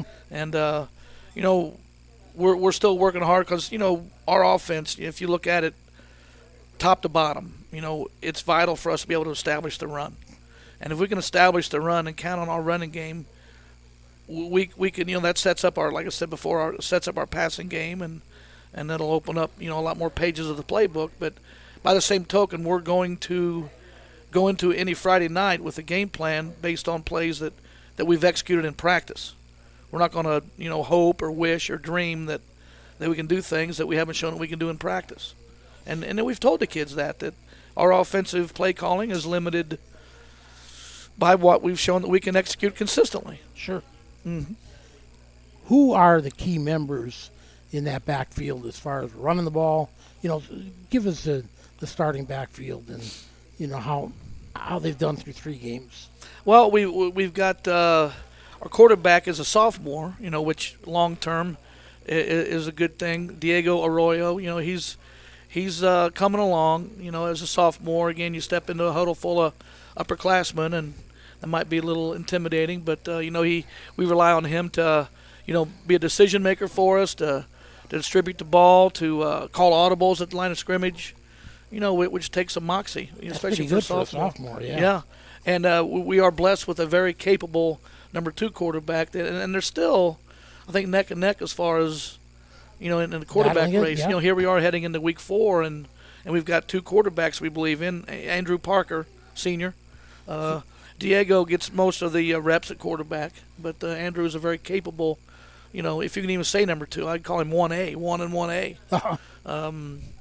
Because that's about where they are, really, realistically. Our fullback, which is obviously in the I formation, the key player, has to be versatile as far as blocking and running and catching the football out of the backfield. Max Griffey, he's a senior. He also plays linebacker, so he's plays a couple of high-impact positions. Backing him up at fullback and backing up the tailback, getting a lot of offensive reps, is Marco Castro, another sophomore, who, we can use him at fullback, we can use him at tailback. Very versatile, impact player at both positions. Right now, our starting tailback is Logan Parks. Okay. Logan missed the first game, and I believe most of the second, had a little hamstring issue.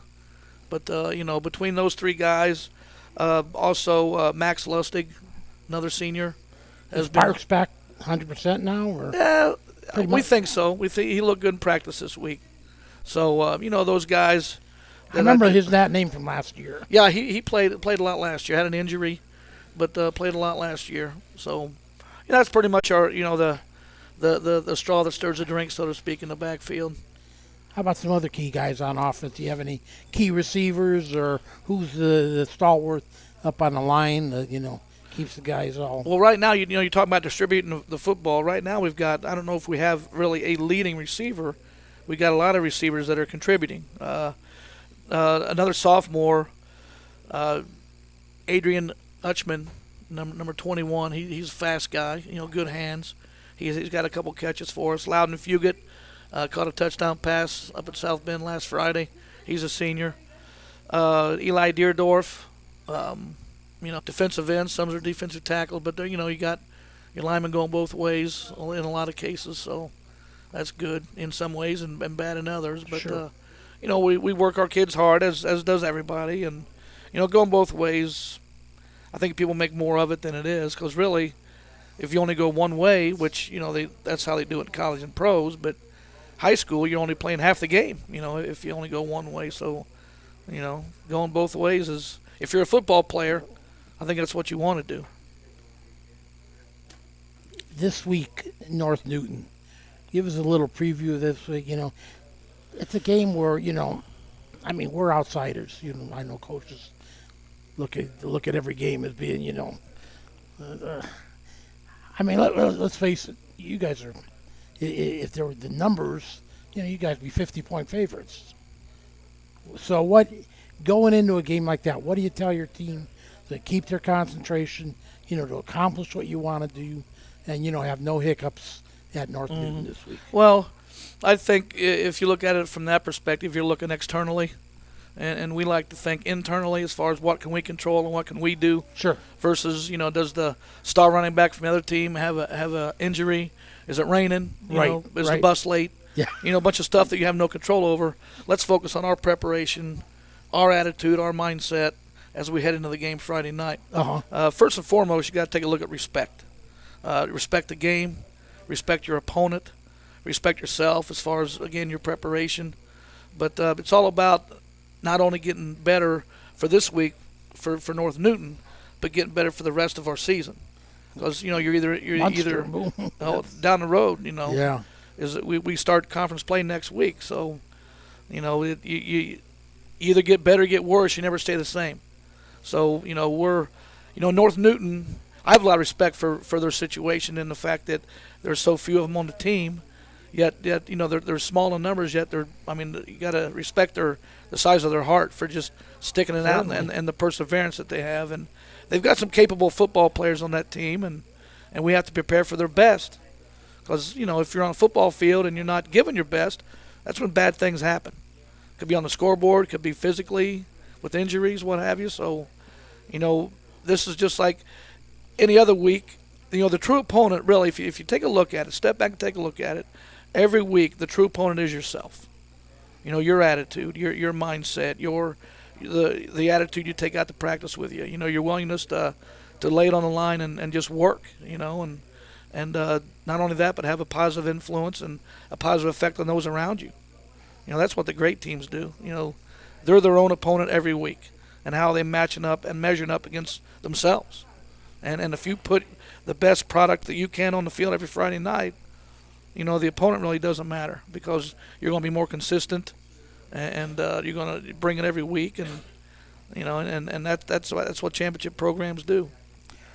Through three games this year, how would you give a quick evaluation for where your squad's at, and are you happy with the 2-1 record? Or sure, you'd rather be 3-0. Sure, but are you about where you expected? You knew that Rensselaer is always a kind of a crapshoot. You guys, Rensselaer's probably had the most wins in the last 20 years, but those games are sometimes they're pretty hard fought into the fourth quarter, anyways, late.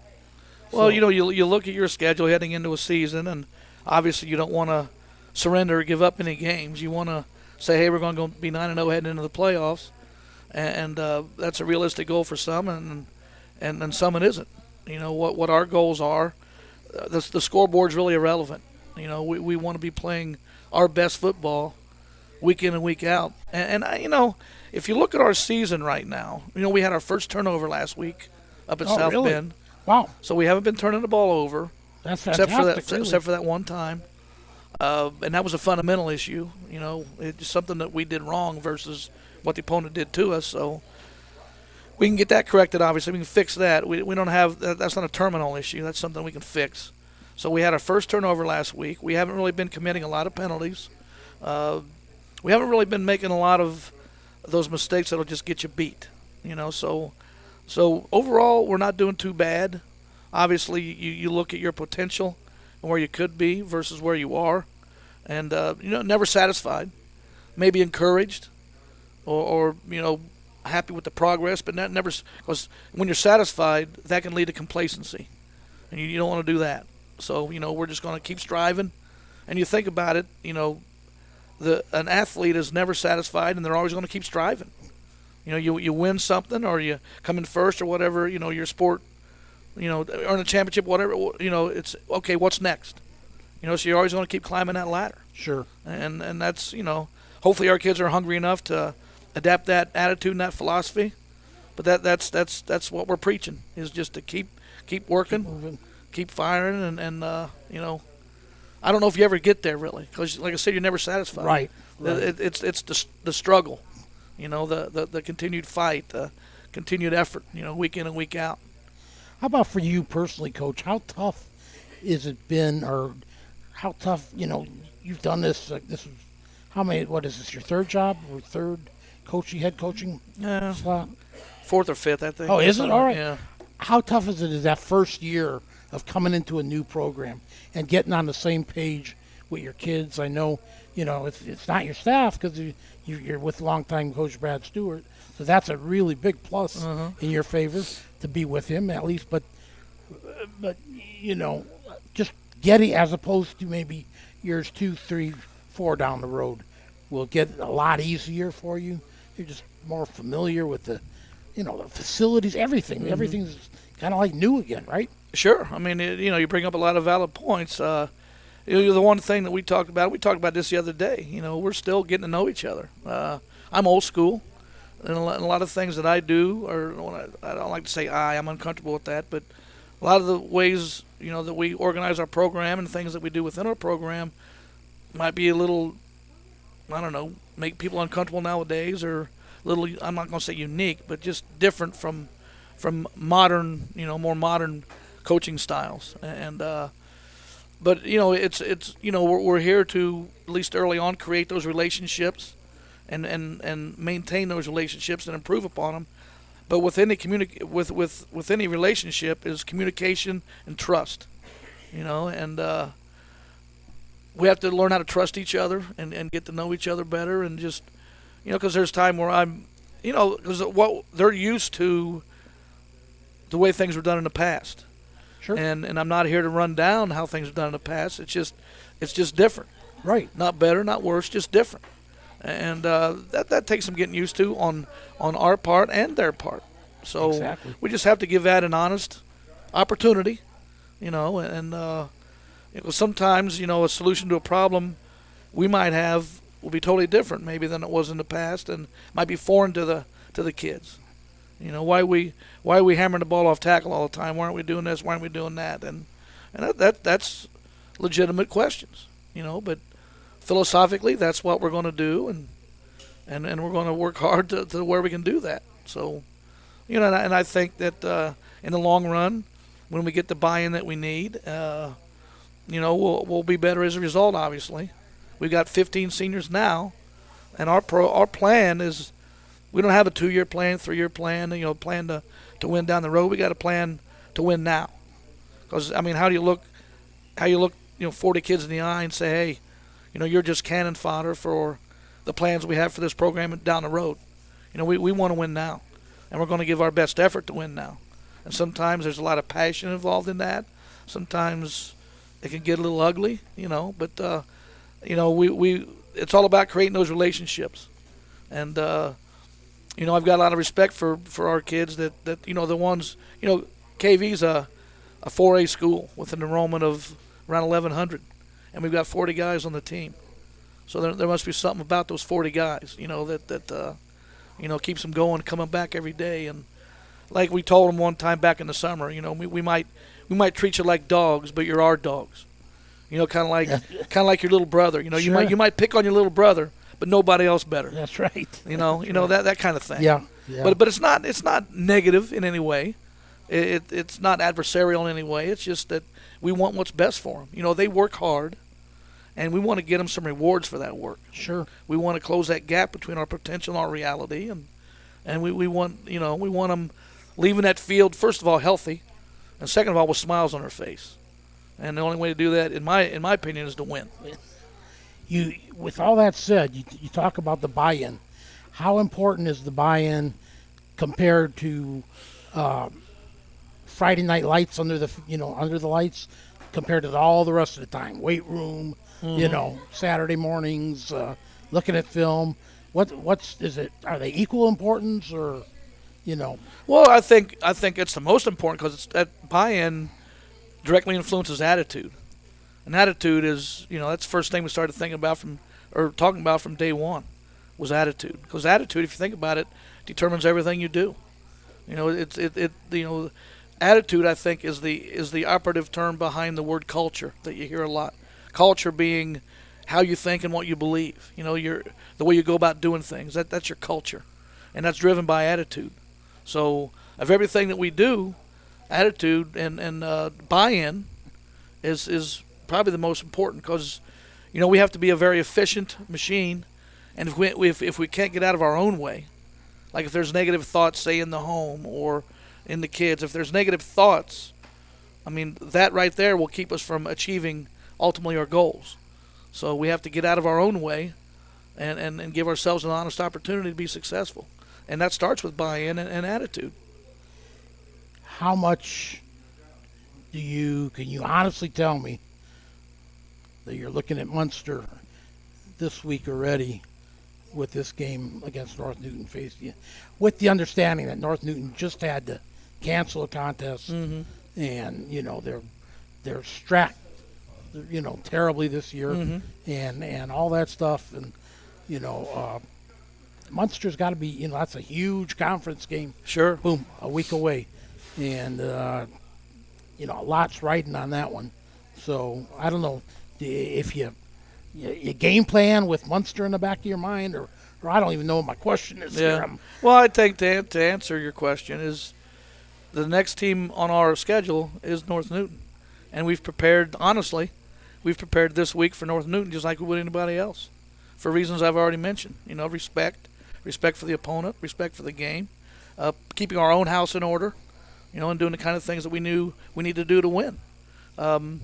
We used to have an example of looking down the road. You know, like let's say there's a box on the floor, you know, at my feet, but I'm looking down the road. Well, I'm gonna trip over that box. You know, so I mean that's the lesson. You can't look down the road; you'll trip over what's right in front of you. Makes sense. Yeah. Coach, how are the other Cougar teams doing? JV. Do you have a freshman squad? Yes, we do. We've got one tied. Freshmen have tied one, and they've won two. And the JV hasn't lost any either. So the only loss in the football program in the high school is the varsity with that first pretty week. Good. How about middle school? So seventh grade team's pretty strong.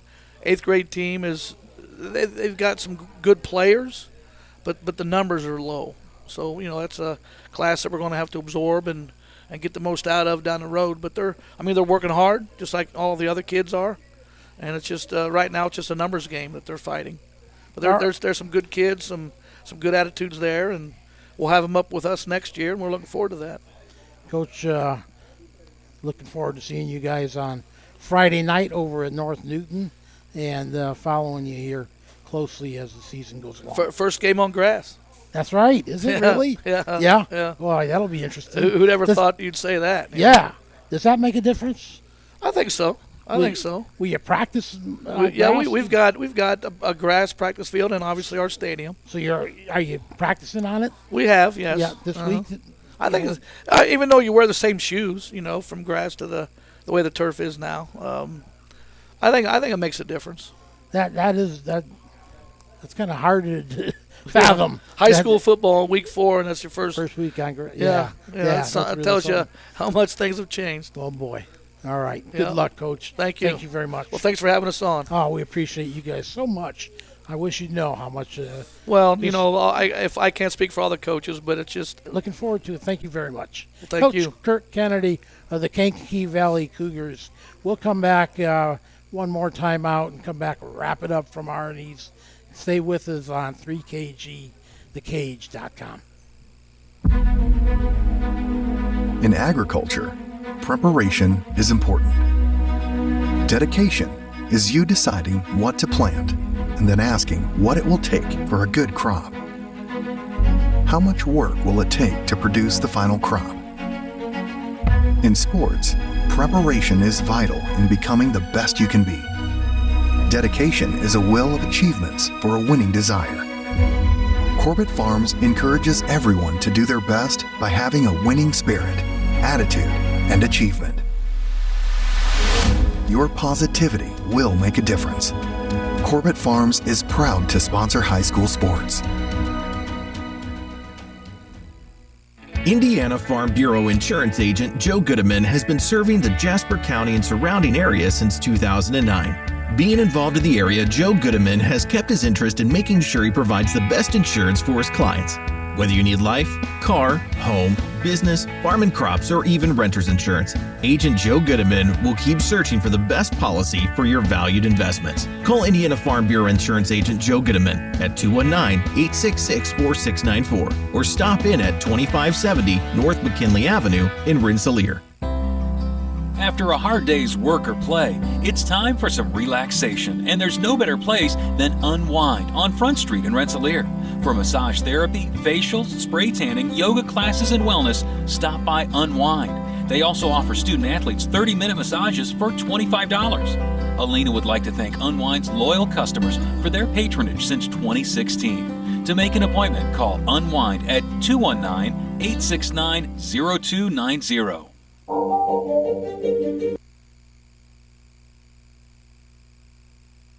High-quality personalized dental service is what they do at Hillcrest Dental. For over 40 years, generations have relied on Hillcrest Dental for beautiful, healthy smiles. Dr. John Ayler and Dr. Jack Drone look forward to seeing you for your next dental visit. For information or to set your appointment, call 219-866-7117. That's 219-866-7117 or visit hillcrestdental.net. Hillcrest Dental is a proud sponsor of all high school athletics.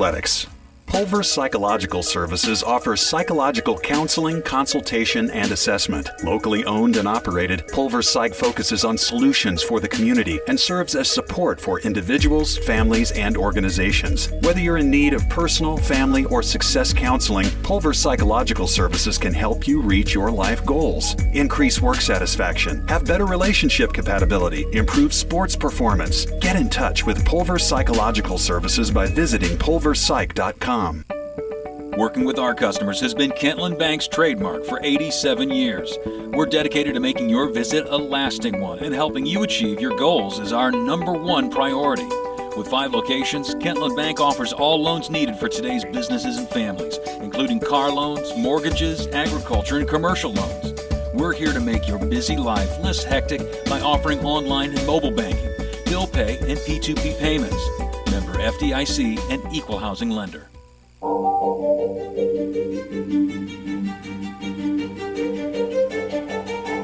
Welcome back. It's Bill Kay. Welcome back to Arnie's Pizzeria in Rensselaer Central. Rensselaer, across the street from St. Joseph's College. I want to thank the fine folks here at Arnie's again for their wonderful hospitality. Thank all the area coaches for their great participation, how they come every week to the coaches show, take time out of their very, very busy schedule. I know my son is the coach cross country, and he tells me his hours. I can't believe it, how many hours they put in high schools these days, but that's what it takes. So, but we have so much fun with it.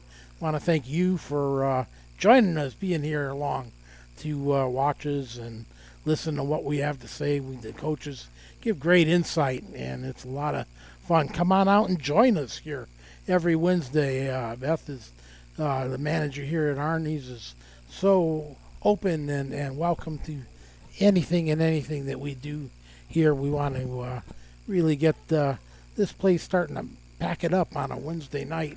It's a lot of fun. I'm sure the coaches will be happy to answer your questions here too if you come on out. It's just a lot of fun overall. And then, of course, don't forget, join us on Friday night this week.